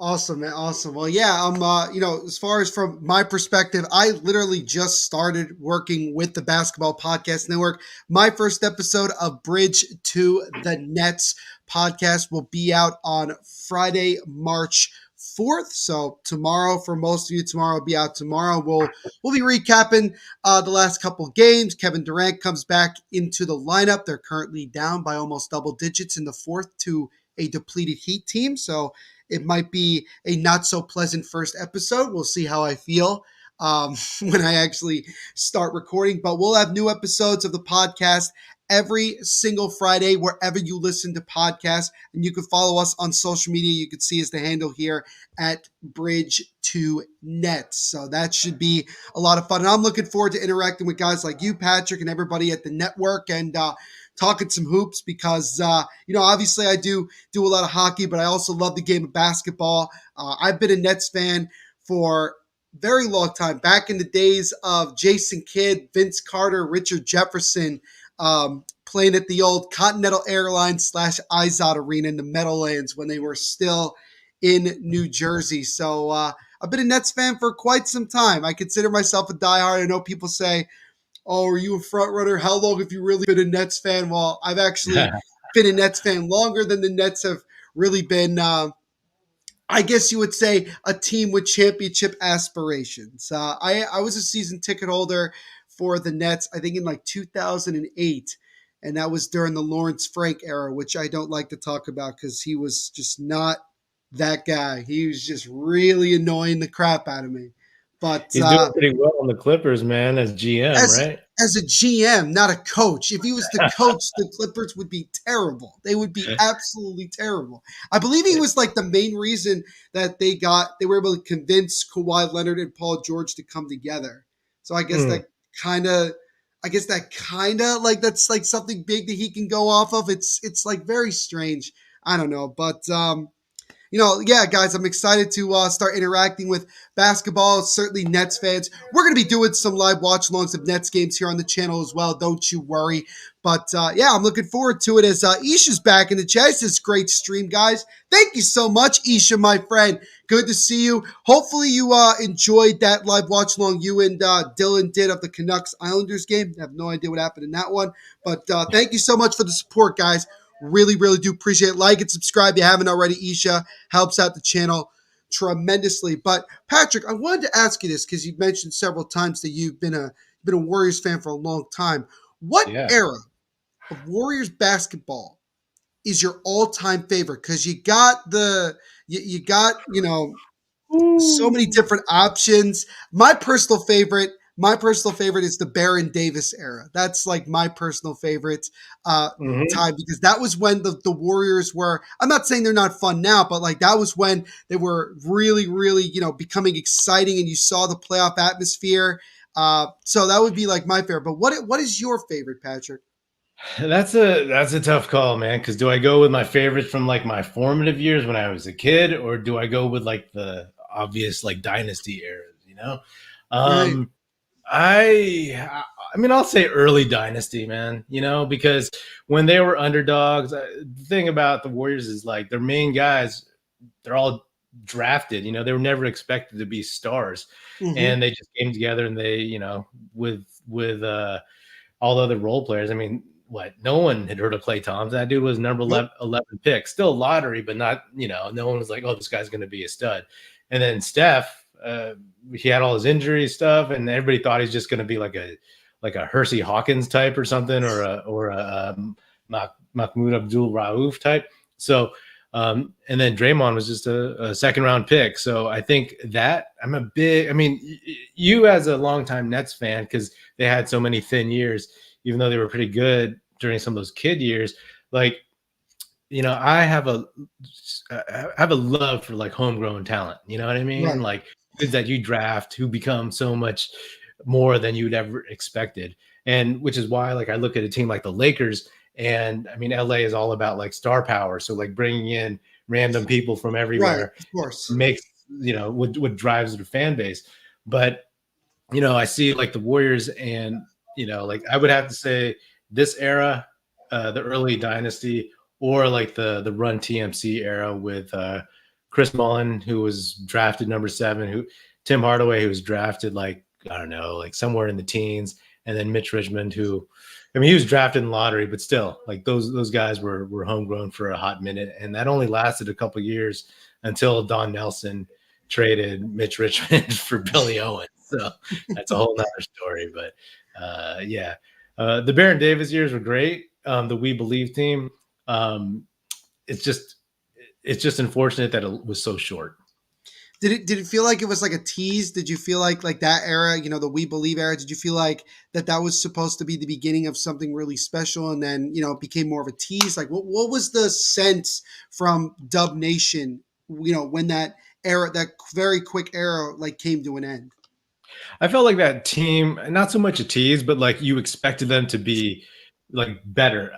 I always felt like they had a ceiling. It was never like, oh, this is a title team, but I was Hmm. like, this is a team that beat the Mavericks in that eighth spot that first year, and then the next season, the West was just so damn good. They Right. at the time, I don't know if it's different now. They were the winningest team to ever not make the playoffs. I think they had 48 wins that year, and Hmm. then after that, the Warriors' terrible ownership of Chris Cohan and Bobby Roll was like their president. They dismantled the team pretty much. Yeah. They dismantled it, and hey, we got Steph out of it eventually. A couple years Hmm. later, so it's all good. But that team was fun, man. That was a very very Oakland team. Very at the time. What I feel like, and I don't want to say that like the team that they have now or during this like dynasty era doesn't, but I feel like that era, that we believe era for Golden State really embodied that whole area of Oakland and that type of places like a blue collar type you know Yeah, feeling. I feel like that, and again, I'm not disrespecting the team that they have now because I think what you mentioned before is so right. Is that when they were winning championships, there's only two guys that they really brought in from the outside that were like great players, and that was Andre Iguodala, who you could even argue could be somewhat technically homegrown only because like he came in and then like flourished in his new role and things like that when he was there. And then obviously when they got Kevin Durant. Other than that, they were still dominating. Then they won. They had that crazy season. If we all remember 2016, 73 wins, and it was all homegrown guys. Well, mostly homegrown guys. Still Steph, still Clay, still Draymond. yeah. I mean, it was that impressive. Yeah, yeah, and I mean they had Harrison Barnes too, who was number 7 pick for them in I, in I keep 2012. forgetting that Harrison Barnes is still in the league only because He's on the Kings. That's he's on why. the Kings.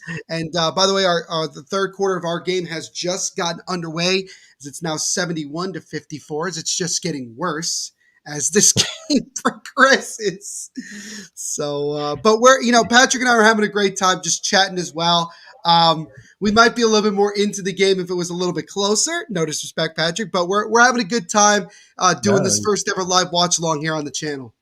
it's no disrespect to state the obvious.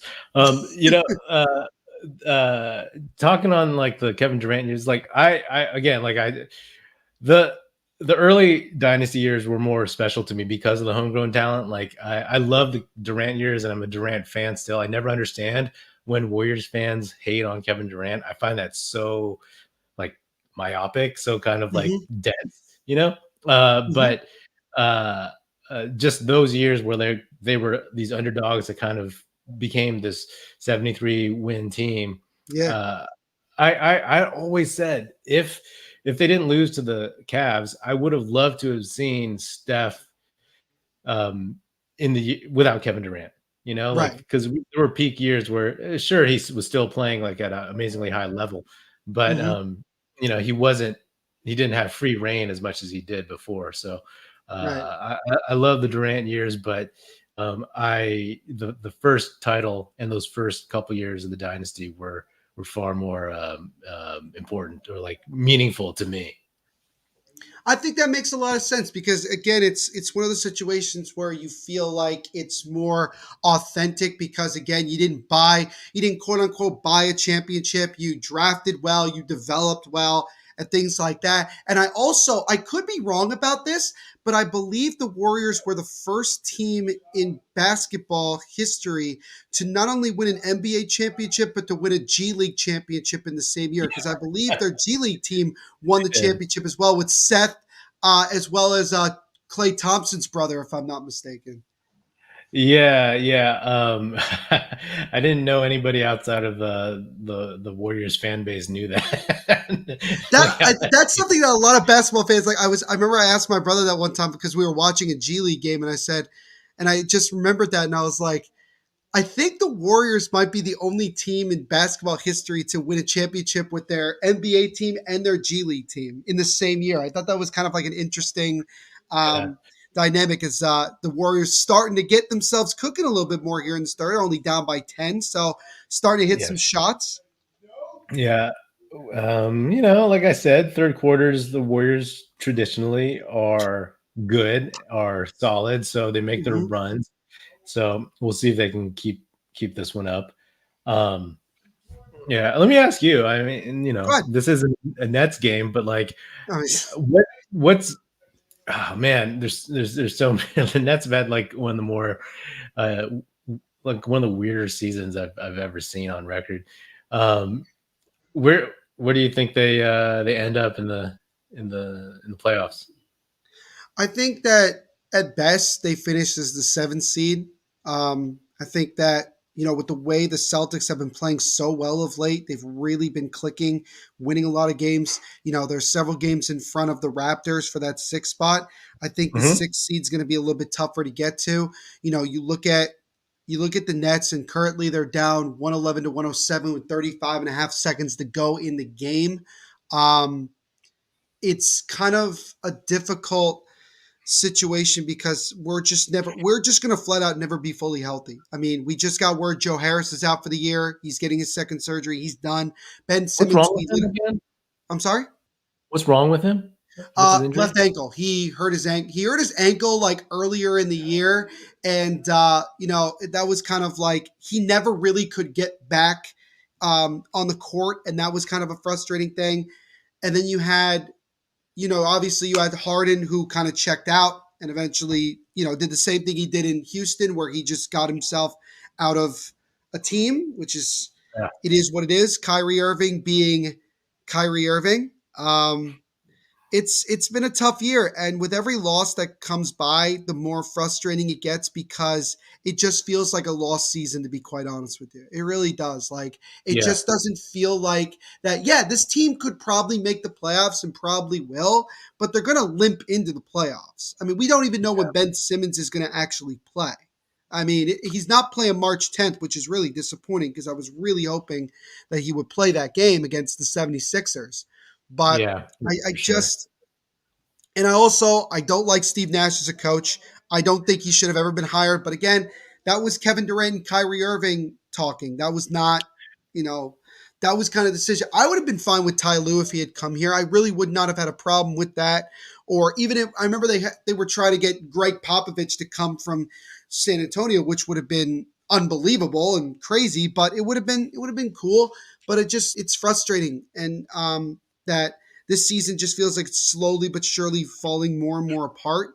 And now watching the success that Harden's having with Embiid early on in their tenure in Philly, it just kind of frustrates the whole situation even more.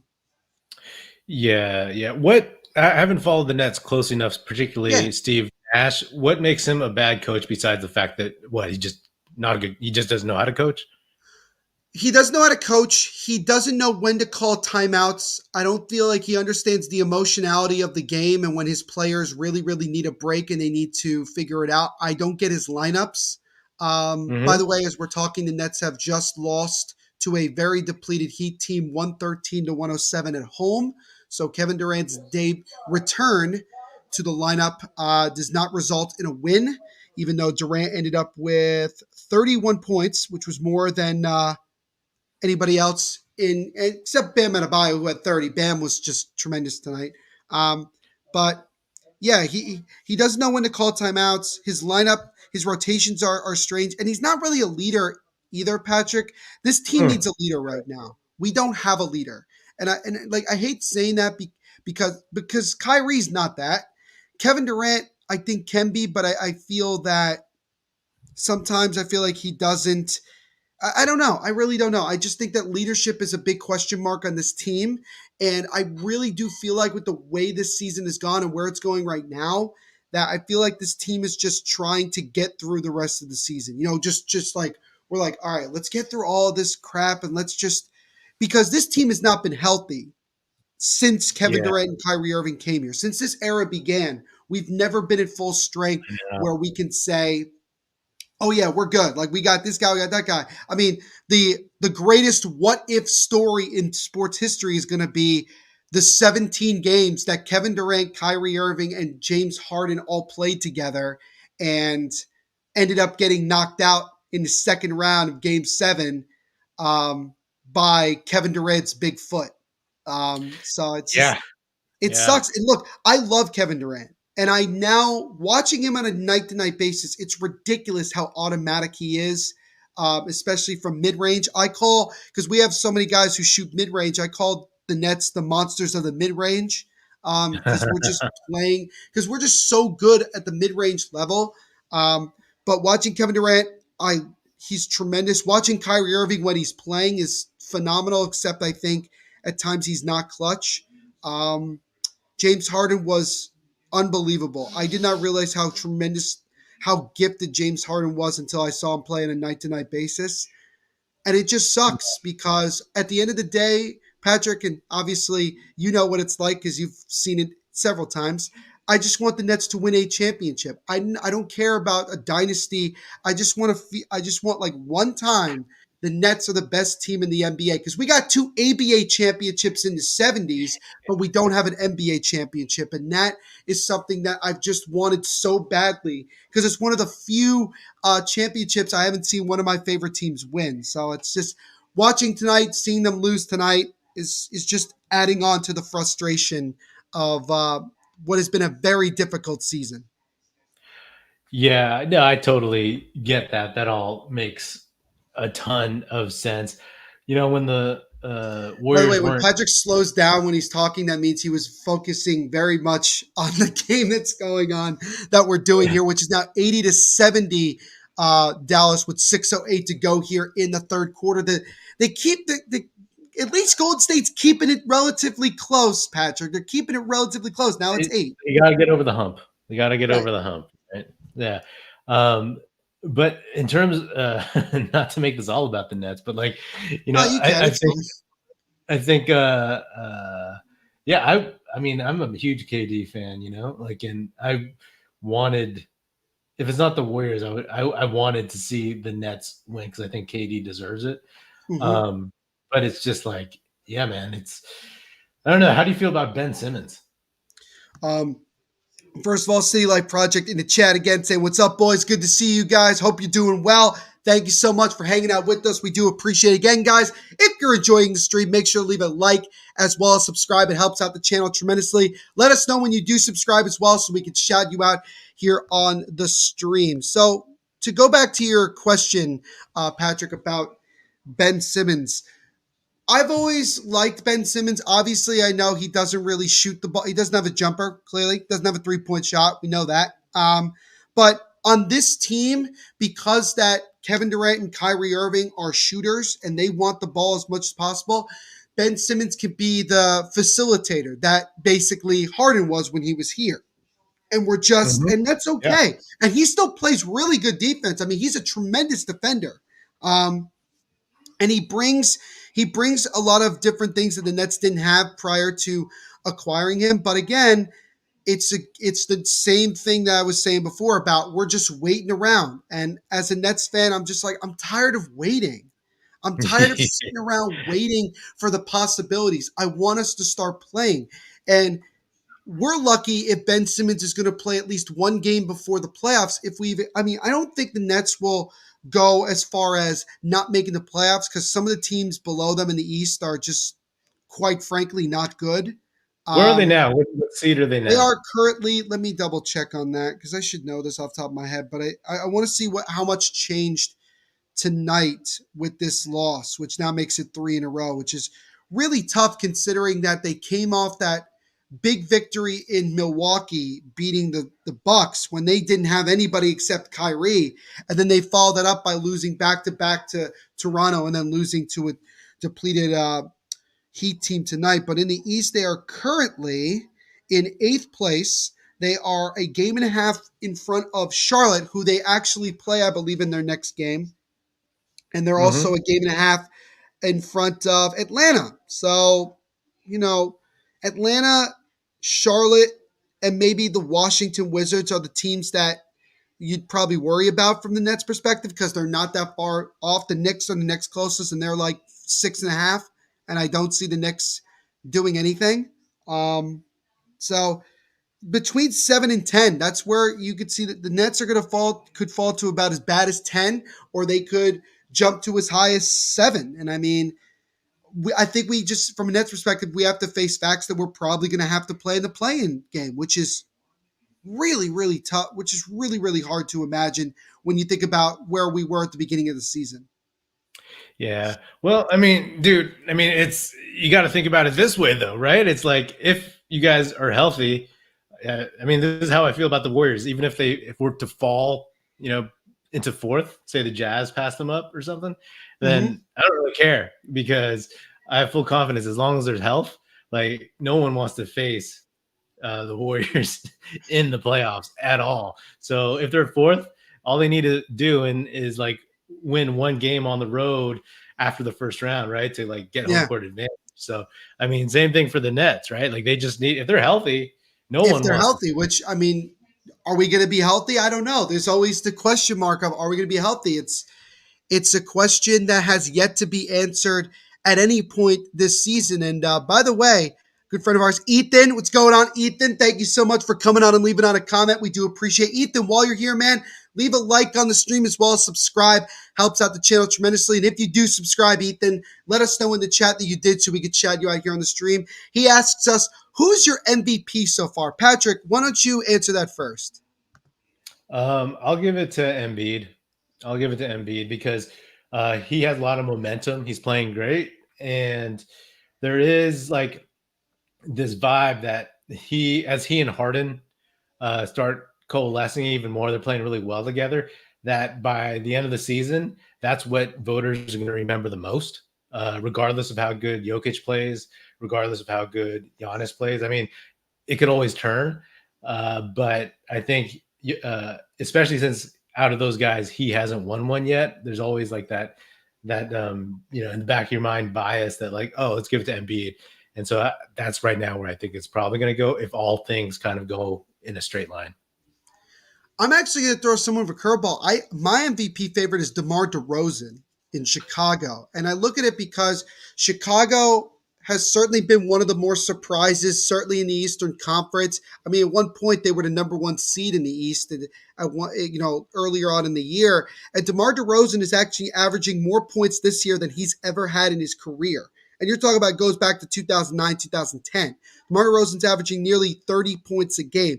He has been one of the main, if not the main catalyst for the Bulls, and has been a big reason why they've had so much success this season. And I feel like DeMar is finally showcasing himself as being like that dude. And I really, really like the way that he plays. But I wouldn't be surprised if it ended up being Embiid because of, who Embiid is and how well he's played this year. Even before Harden got there, he was playing at an MVP level. But I honestly think it should be DeMar DeRozan. He really has been killing it so far in Chicago. I really like what I've seen. Yeah, he totally deserves it too, man. There's a lot of guys who are playing really well, and he's like the one guy out of everybody else on that Bulls team, like their star players, that hasn't gotten hurt for a long stretch, if I'm not mistaken. So yeah, he's gonna drop them in the next game. But yeah, he definitely has a shot at it. But like, I just think, like, kind of you alluded to, once the hype train keeps going, like, I think I think it's going to go Embiid's way eventually. Not that DeRozan doesn't deserve it. I just think the ink goes to Embiid a lot. Even with DeRozan having like that recent streak of unbelievable games, and also Embiid's the sexier pick. You got to, he's more marketable right now than DeMar DeRozan. And that's always going to be something that will be topic of discussion when it comes to making votes for MVP. But I am stunned. I'm a little stunned that like DeRozan had this in him at this point in his career. Like, I think he finally just decided that he was going to come out and just play as good as he can, get in the best shape of his career, and you're seeing it. And I think that it's different than when he was in Toronto, where I think he's like legitimately the man in Chicago, and the system that is in place is really good for how he plays the game, being a slasher, being a guy that takes it to the crib a lot of the time. And is it me, or is his mid-range shot better than what it was in the past? He was always money from mid-range. I don't know what his percentages seems like it's better than in years past. Yeah. That's just the way that I've observed it. Yeah, it's crazy, right? Because when he got traded in the Kawhi trade and the Raptors won, like I thought like, yeah, that's DeRozan. He's just gonna, kind of slowly but surely like fade off in his career into retirement eventually. But Right. this second or third act, whatever you want to call it, I'm really impressed. I mean, I had no idea he had this extra oomph in him, at this point. Yeah, 100%. Andrew asking what happened so far. Well, again, the Warriors, who have been down by double digits for the good majority of this game, are still hanging in there. They're currently down 92 to 85. They're chipping away. They're chipping away. As Patrick put out before, the Warriors are usually a very, very good third quarter team, and you're seeing that here in this third quarter. They've been having a lot more success. Steph's hitting some more shots. Still a lot of foul calls in this game, which is like kind of strange. Some of them have been ticky tacky in my opinion, but again, that's just with every game that you watch. But that's kind of the way that I've looked at it in this one. But again, Golden State can still very well, if they can get a couple stops on the defensive side, which they've clearly struggled to do so in this game, they could certainly get back and potentially win this one. Yeah, like I was saying, man, like it's just one of those games, it's just get over that hump, and Yeah. they haven't been able to get there. They've made a couple runs, but then like the Mavericks just push them back, and that's it gets a little monotonous for a team, and they start thinking they can't get there, and Right. it continues. So, we'll see. There's still a ton of time in this game, but like the momentum, the vibe, the energy, the body language of this Warriors team just doesn't seem like it has this urgency or like this immediacy to really start attacking. It seems like a lot of discouragement. I'm looking at these dudes right now, and they're just like, they're a little flatlining, if you know what I'm saying. Mm-hmm. Yeah, I mean it's been a tough game, and the biggest thing that again Patrick mentioned is they don't have the sense of urgency. You would think that they had just lost to this same Mavs team a few nights ago. They're on a 2-game losing streak. They want to shake it off, and even right from the opening tip, they just didn't come out with the type of energy that they needed. But again, they're only down by 12, which to some people might seem like a very, very big mountain to climb.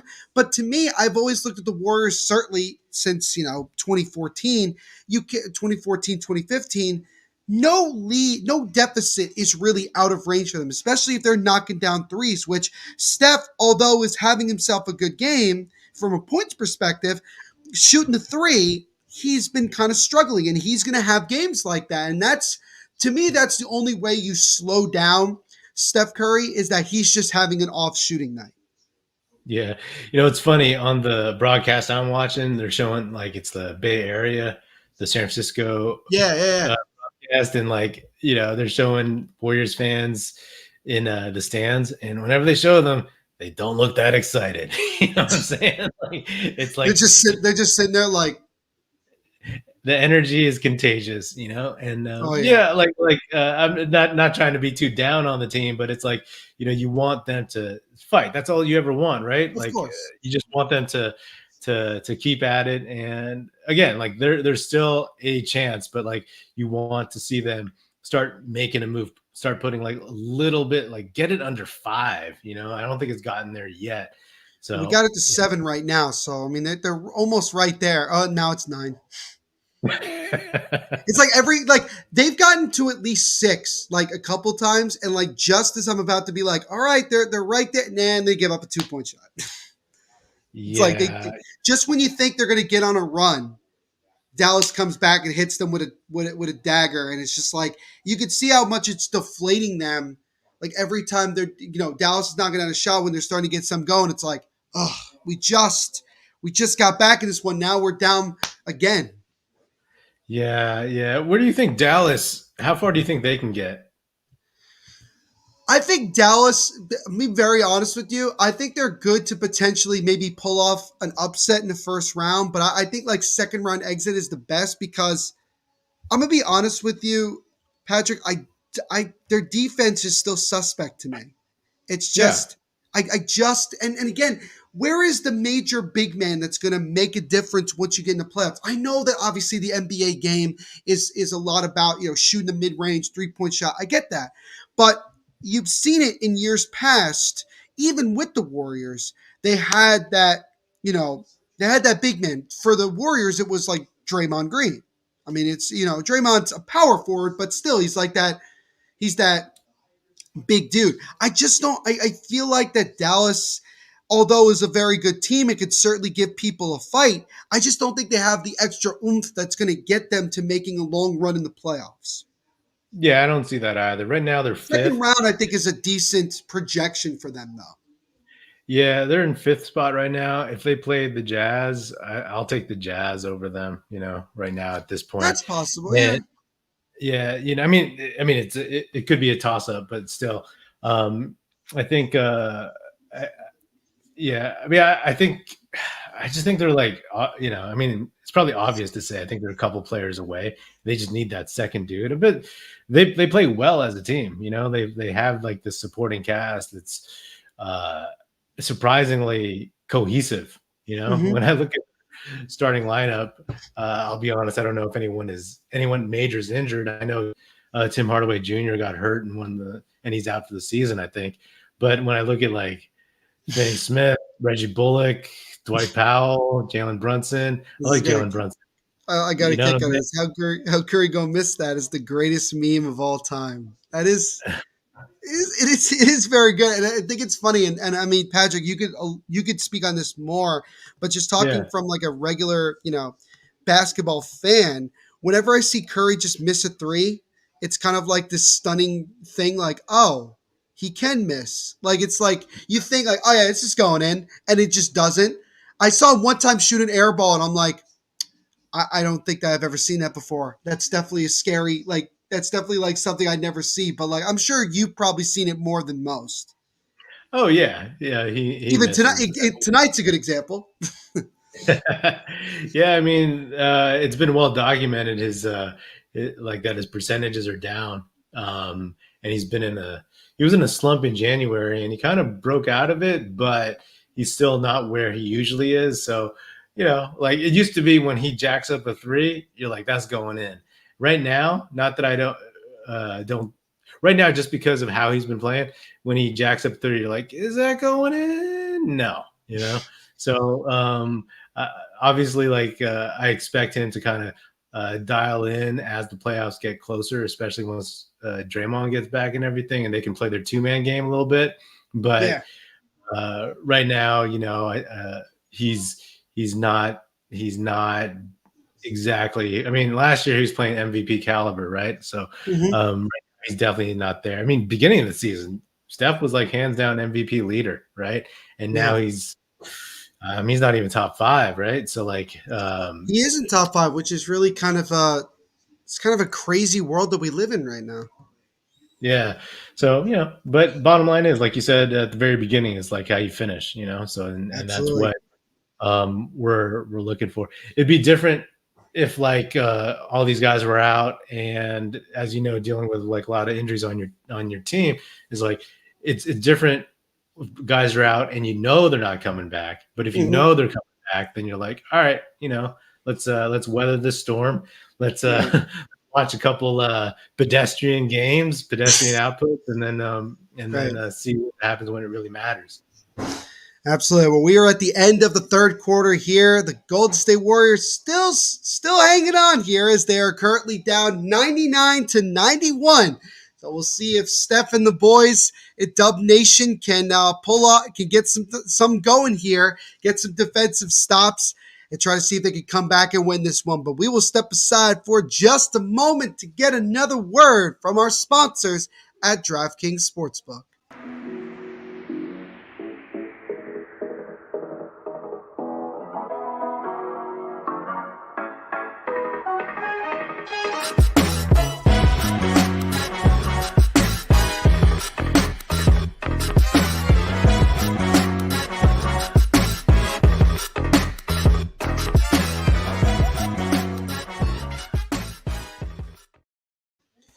So again, a big shout out to our sponsors at DraftKings Sportsbook for sponsoring this live watch along and everything we do here at sorry.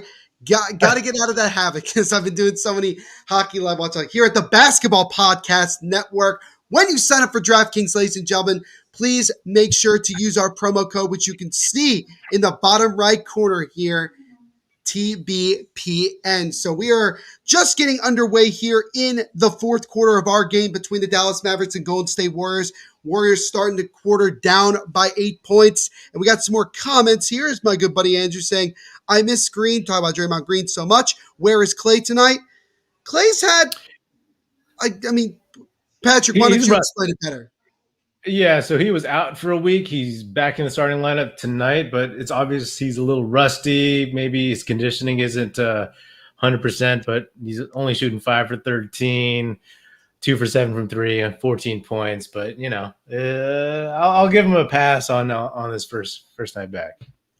Yeah, we got to give him some time to get back. My good friend Matty D is in the chat saying, Neil and friend, what's up? What is going on, Matty D? Great to see you, buddy.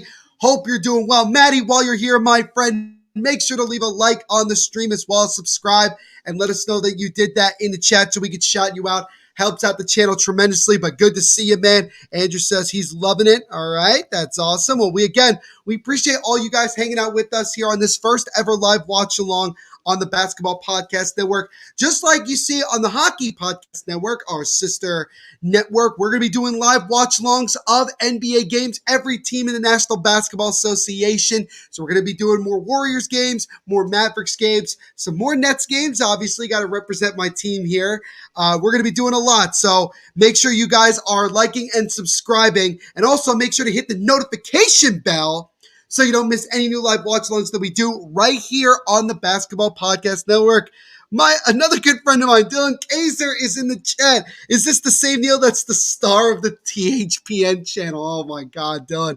But great to see you, buddy. Thank you so much for the comment, man. We appreciate it. Like and subscribe, boss man. You already know the drill, but thank you so much for hanging out with us tonight. We appreciate it. Yes, the DraftKings. Use our promo code when you sign up for DraftKings, TBPN. Patrick, would it be, are there any good bets that people can make using DraftKings going into this fourth quarter that could get them a little bit of dough?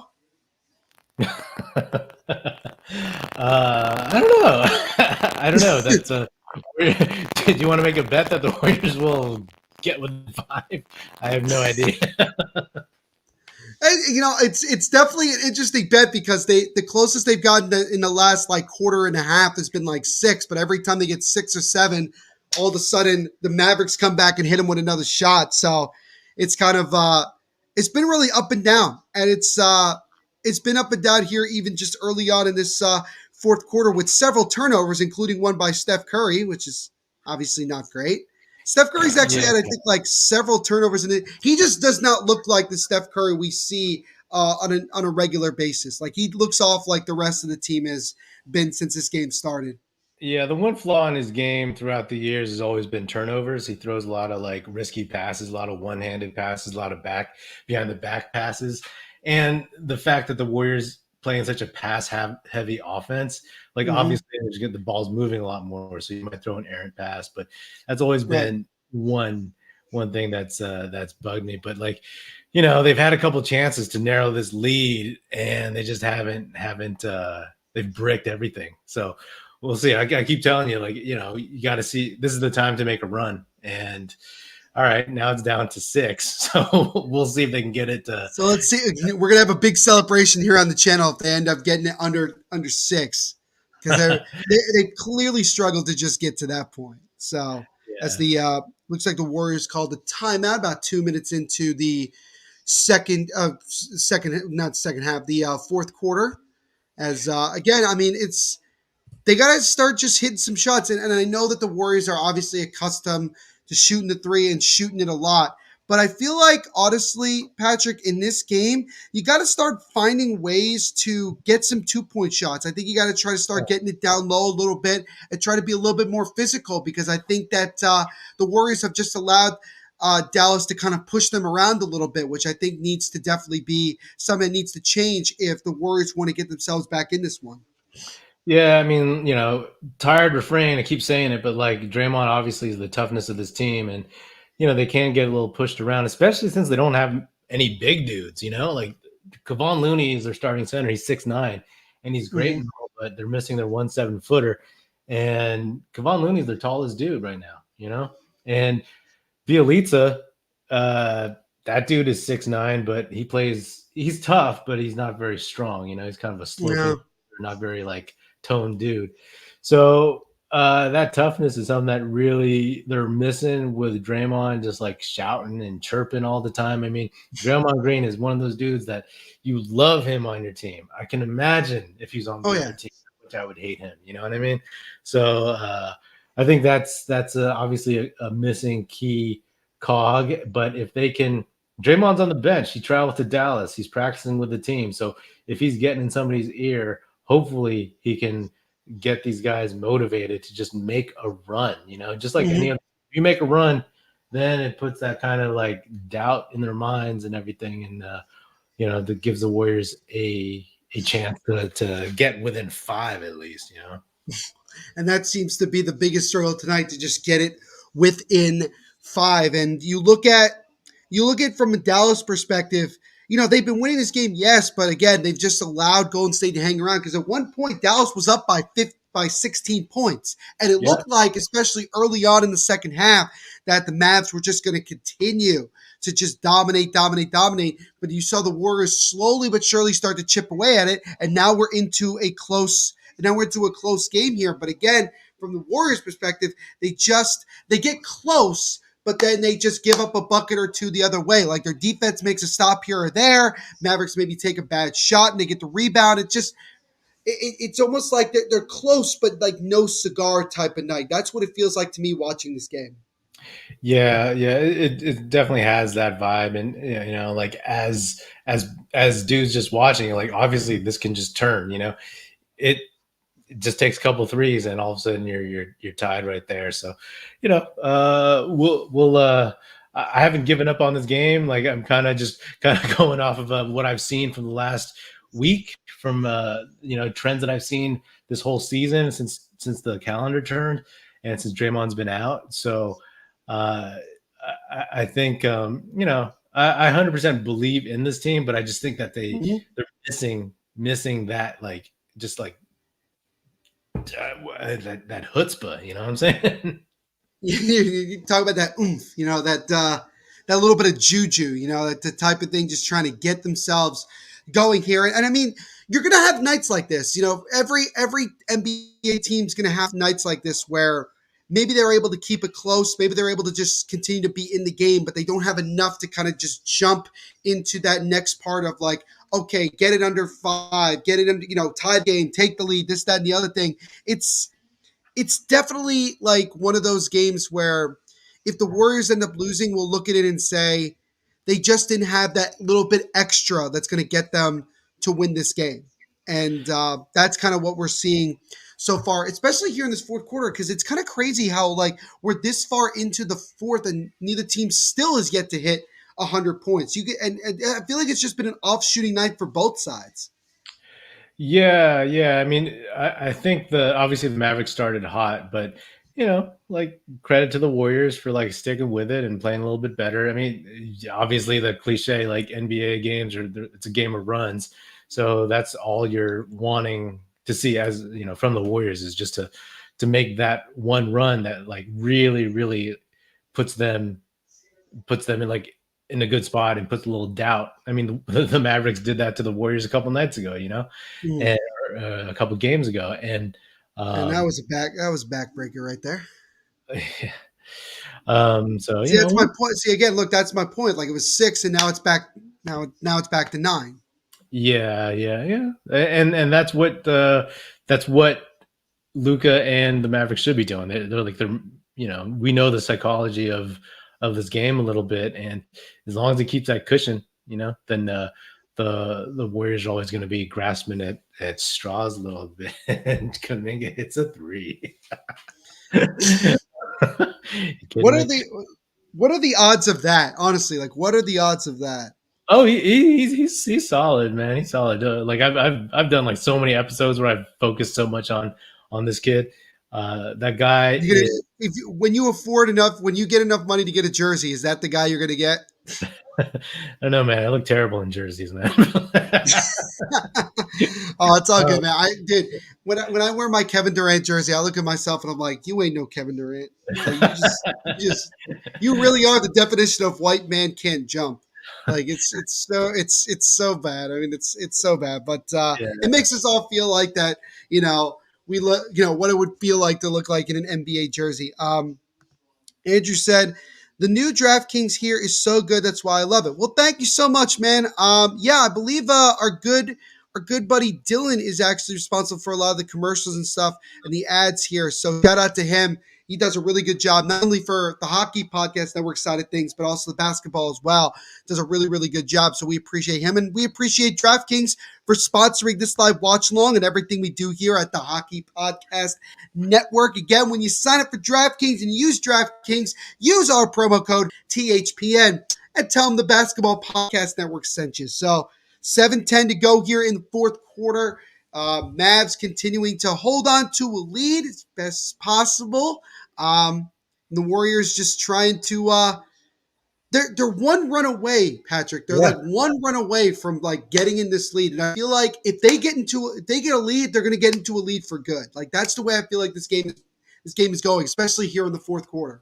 yeah. I mean, that's exactly what the Mavericks did. I said once the Mavericks got that lead and Luka was in the game in the last game, they weren't giving that up. But right now, I mean, they're getting every chance, man. They're getting every chance. But It's one of those games where like the Mavericks are like, please beat us. Like we're not having a good game tonight. Please yeah. beat us. And the Warriors are like, nah, we're good. Hey, let me ask you. Just Now, see, dude, they finally got it back down. They finally got under 5 because it's now 104 to 101 after that last 3-point shot. That was a big one Moses there. Moody, another lottery pick for them coming through. That was impressive. But you were going to ask me a question. Yeah, who thinks will win the title?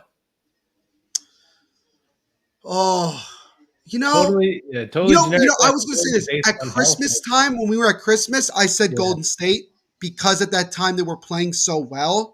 Yeah, I was thinking like, oh, this is but I'm actually going to go. I'm actually going to honestly go with the Phoenix Suns. I think this is that year. The way that they're playing, confidence, and you know what? They have been super lucky that injuries haven't really derailed them that much. right. The question is obviously how much longer is Chris Paul's injury going to like affect the Phoenix Phoenix right now is Jesus Christ. So All right. as we were just talking about, the Warriors need to get on a run. They just tied the There. game after they were down by 9 just a few moments ago, and game tied now at 104. Is this went from being what looked like was going to be a blowout to actually a really good game between two very talented Western Conference teams. Yeah, like now we're gonna have to actually talk about the game from here. We got to talk about Moses Moody back-to-back shots there. I have no idea who. I'll be honest with you. I have no idea who Moses Moody is, but that is a name. Yeah, Moses Moody. Do you call him Eminem? Do you call him Eminem? No, not that I'm not Not aware that you're of. aware of. But that was Did you see the draft when he got picked? Kendrick Perkins, he fumbled. There's like this viral moment where he kept messing up his name like 15 times in a row. How do you mess up a name that doesn't even look that hard to say? It just says Moses Moody. Yeah, he was like Mosey Modi Moosey. You know, he was like he couldn't say it. So, but no, that dude is good. And I like that pick a lot. I mean, the Warriors have an opportunity to really kind of. I like the fact that they kept their picks. I like the fact that they've drafted these two dudes. I didn't want them to trade their future for, I don't know, at the time, what, Bradley Beal, Ben Simmons, Damian Lillard over the summer. And I think that keeping these dudes is very smart, and it's turned out to be a very smart idea. I think it's paying off. But getting back real quick, since it's a commercial break right now, like. The Suns, the Suns look good. They're not an all-time team right now, but I think that their pieces fit so damn well, everybody's Monty role is. Williams is a hell of a coach. He's a He's great a coach. hell of a coach. I like Monty Williams a lot, and just I like what their starting lineup like. It's a great starting lineup. You know, it's very solid. Everybody does what they're supposed to do, and Chris Paul is. I'll give Chris Paul credit, man. When he got traded to Oklahoma City, I was like, this dude is done. He's never getting another chance. And I felt like his reaction too was like, why am I here? Like, why Yeah, am I here? but he dragged that OKC team to the playoffs. You know, in the And bubble. beat Harden in the actually no, it was how many games that series did it go 7? I don't recall. What I remember is that Harden finally played defense and he got like the block shot. And I think in the final, if you remember, like I forgot who took the shot, but he was able to get his hand up and make the play. Yeah.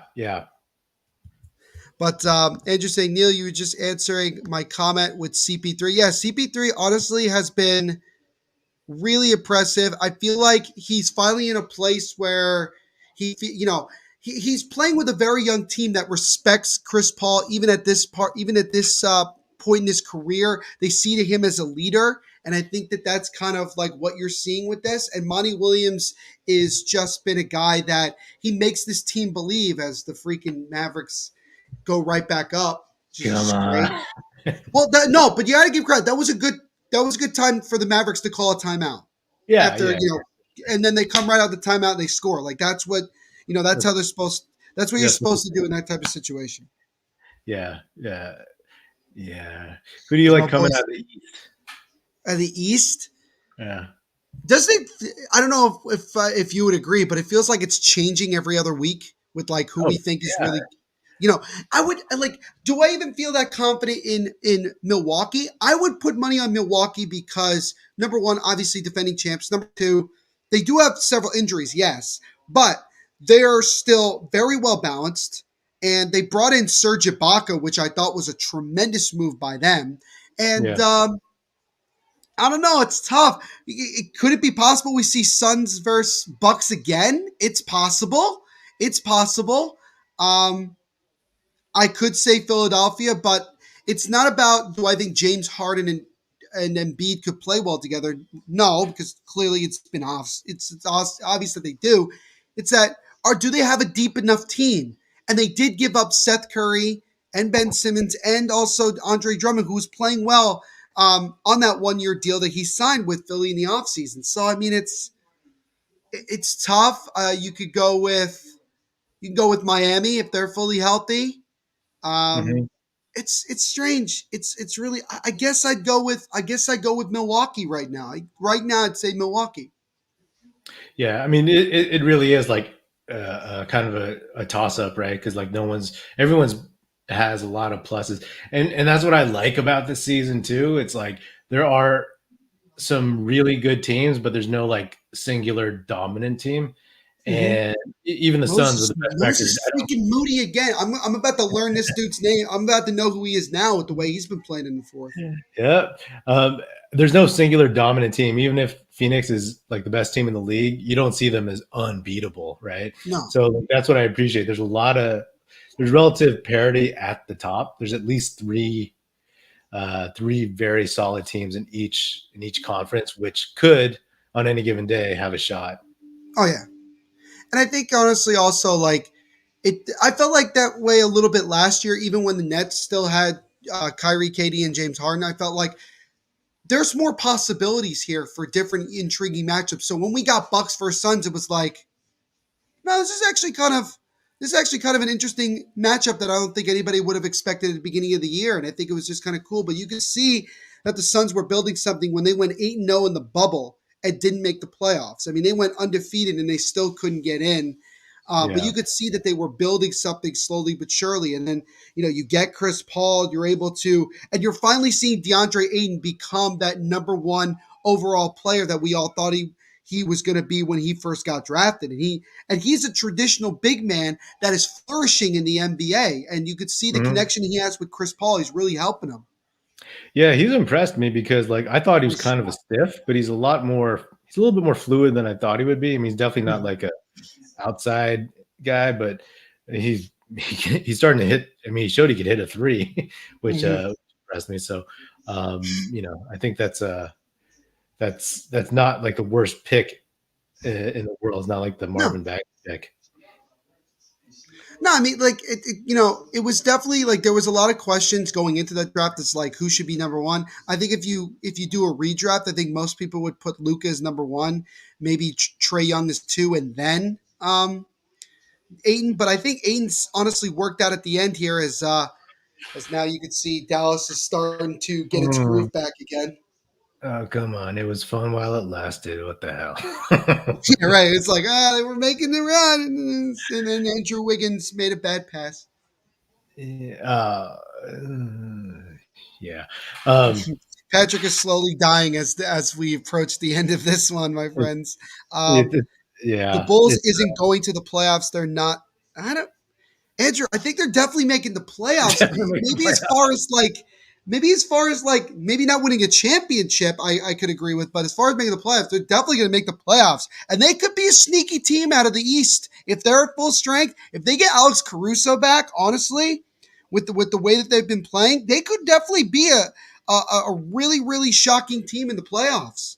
Are both Caruso and Ball scheduled to come back before the end of the season, or at least That's in the? the thing that it's kind of like it's not that they're keeping it hush hush. I think even like the trainers don't even know exactly what the situation is. That's kind of like Yeah, the position that we're in. So it's kind of like a wait and see approach. So it's kind of up in yeah, the air. There's been so many good players that have been injured long term this year. Bradley yeah. Beal, Dame Lillard.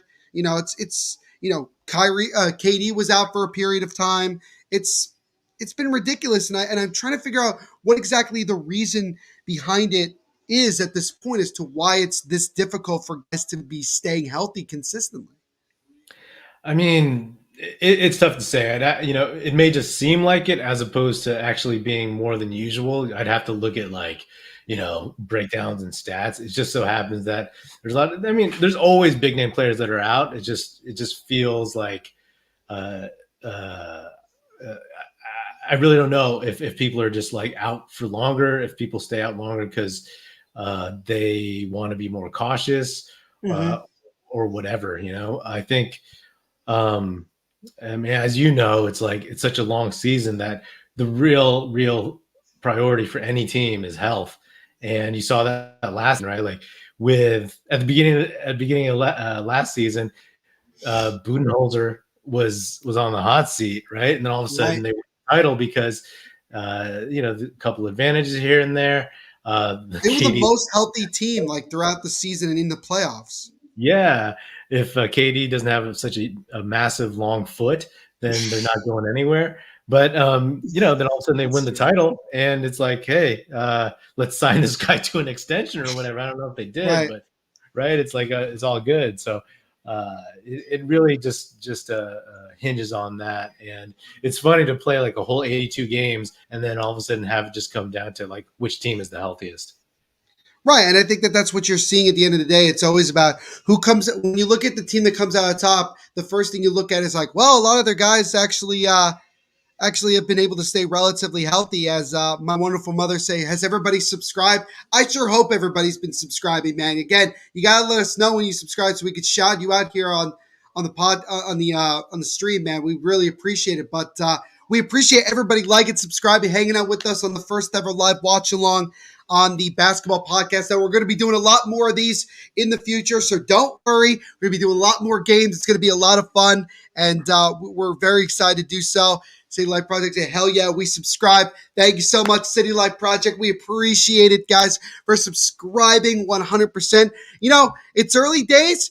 It's gonna be a slow start, but I promise you guys, this is gonna keep getting bigger and bigger and bigger, and we're gonna have a huge community here moving forward. I can guarantee you that 100%. As now it's 120 to 113 here with less than a minute to go. It kind of seems like time has somewhat run out on Golden State, even though they were able to tie the game at one point. Dallas has regained a decent Yeah. amount of momentum here. Hey, they showed some fight. I guess. And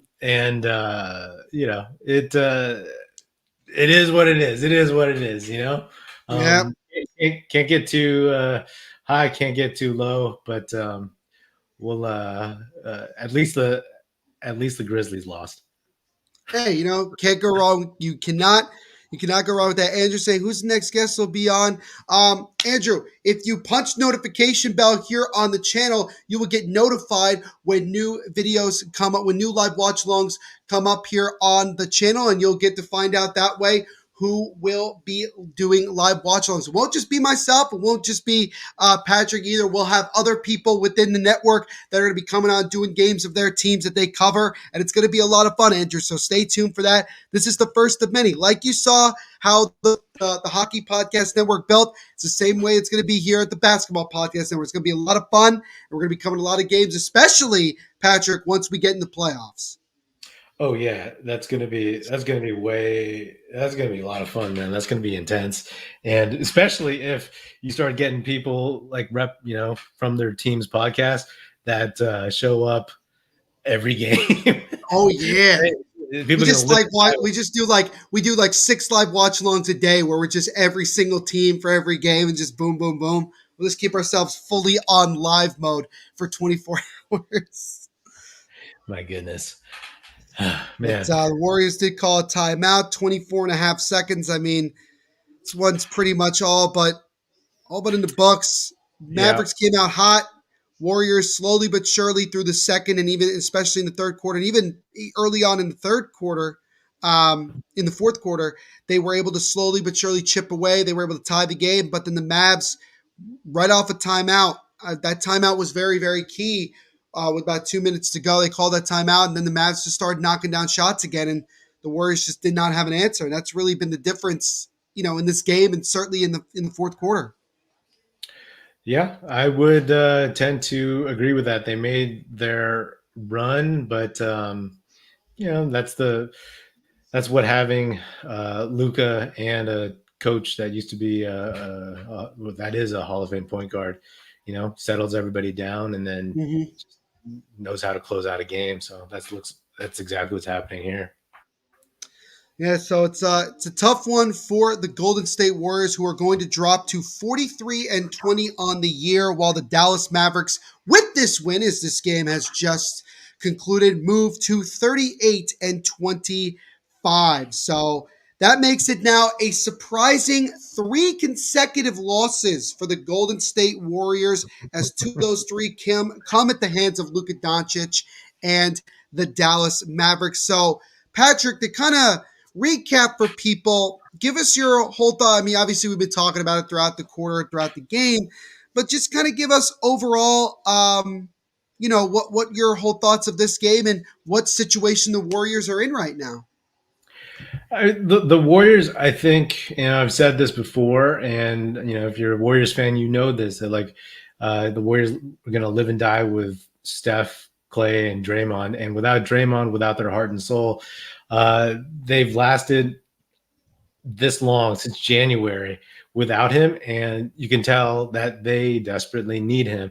And so once he gets back, that's where things will start to turn a little bit. But he needs to get back so that this team, right now, they're just not playing with enough energy, with enough intensity, and you're seeing that their supporting cast is a supporting cast, right? So this whole thing about Wiggins being able to be that second guy, he's more of a third or fourth guy. And I think ultimately the Warriors will be fine, but it's just getting to that point. Right now it's tough to watch because they're not clicking the way that you're used to seeing them click, but there's no need for hand wringing. There's concern with most teams, but you take each game one game at a time. And for this one, unfortunately, it's a third loss in a row, but I think you have to just see how they start to finish once, not just Draymond,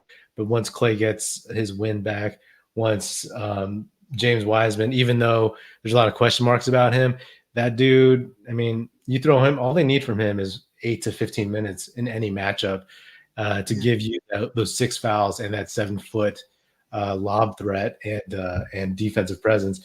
And then also Andre Iguodala. He may be old, but that dude can still manage a team pretty well. So once you get those pieces and you kind of get them flowing, hopefully they'll start looking like the team that we're expecting, because it's all about the 16 games that you got to win in the playoffs, and that's what you got to focus on after a game like this. You know what I mean? It's not about diluting yourself. It's about just looking, taking a step back and not like freaking out and going on Twitter and demanding everybody get fired. That's a very good way to put it, Patrick. 100%. Sodapod saying, not a huge NBA fan. Timberwolves is my hometown team. Fair enough. Can you blame me? No, Hoppy, I can't blame you. You are from the Minnesota area, so you got to support the local team. But love what you guys are doing. Thank you so much, Sodapod, for the love, man. We appreciate it 100%. Andrew says, I'm heading out now. No worries, Andrew. Thank you, man, for hanging out with us tonight. We do appreciate it. So, ladies and gentlemen, on that note, that'll wrap it up here for this first ever live watch along here on the Basketball Podcast Network. Patrick, first and foremost, how are you feeling after doing your first live watch along? And also, as we do here, let the folks at home know where they can find you on social media, as well as the podcast and anything else you got going on right now. So, my friend, the floor is yours. Yeah, you can find the Oakland Warriors podcast on all major podcast platforms, Apple, Spotify. Just started a YouTube channel. Go find it and subscribe to it as Oakland Warriors. And you can find me on Twitter, this Warriors podcast, at Oakland Warriors. I tend not to get into Twitter battles with people, so but you can still find me there. And yeah, subscribe, check it out. And if anybody out there ever wants to, talk basketball, if my team is playing your team, would love to hash it out. Those are always fun to do. So, give a shout. And thanks for tuning in. It's been a ton of fun. I love these kinds of things. I can't wait to do it again. Neil, your energy is endless, man. So appreciate that. Well, thank you so much, man, for saying that. Yeah, this was a lot of fun to be doing this tonight. This was definitely, a different experience for me as well than what I'm accustomed to doing. But this was great. Had a lot of fun. City Life Project thing. Cheers, Neil and Patrick. Thanks, guys. No worries. Thank you so much for the support. Andrew giving some heart emojis to Patrick. So there you go. Andrew is definitely a fan of Patrick's. But just wait until the playoffs and the chat is buzzing, boys. Oh yeah. It's gonna be crazy once we start doing playoff games. And we're not that far away, guys. We are not that far away from the NBA playoffs. But as far as for me, ladies and gentlemen, you can find the Bridge to the Nets podcast wherever you listen to podcast episodes. My first episode of Bridge to the Nets podcast will be up tomorrow, March 4th. Wherever you listen to podcasts, so make sure you guys go check that out. Follow us on Twitter at Bridge to Nets, as you can see right here, Bridge to Nets on Twitter, as well as Bridge to Nets on Instagram. New episodes every Friday. You can follow me on my personal Twitter at THENVPSHOW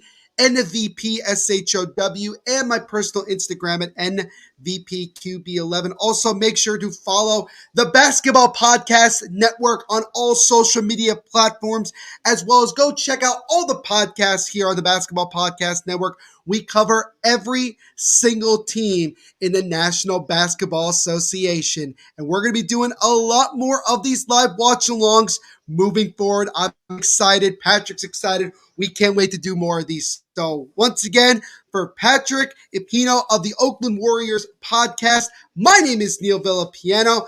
Thank you all so much for hanging out with us tonight for the first ever live watch-along here on the Basketball Podcast Network YouTube channel. We will see you in the next live watch-along. Once again, the final score from our game tonight, the Dallas Mavericks come away with a victory, beating the Golden State Warriors by the score of 122 to 113. So again, thank you all so much. We appreciate you 100%. And as we always say at the end of every video, rock on.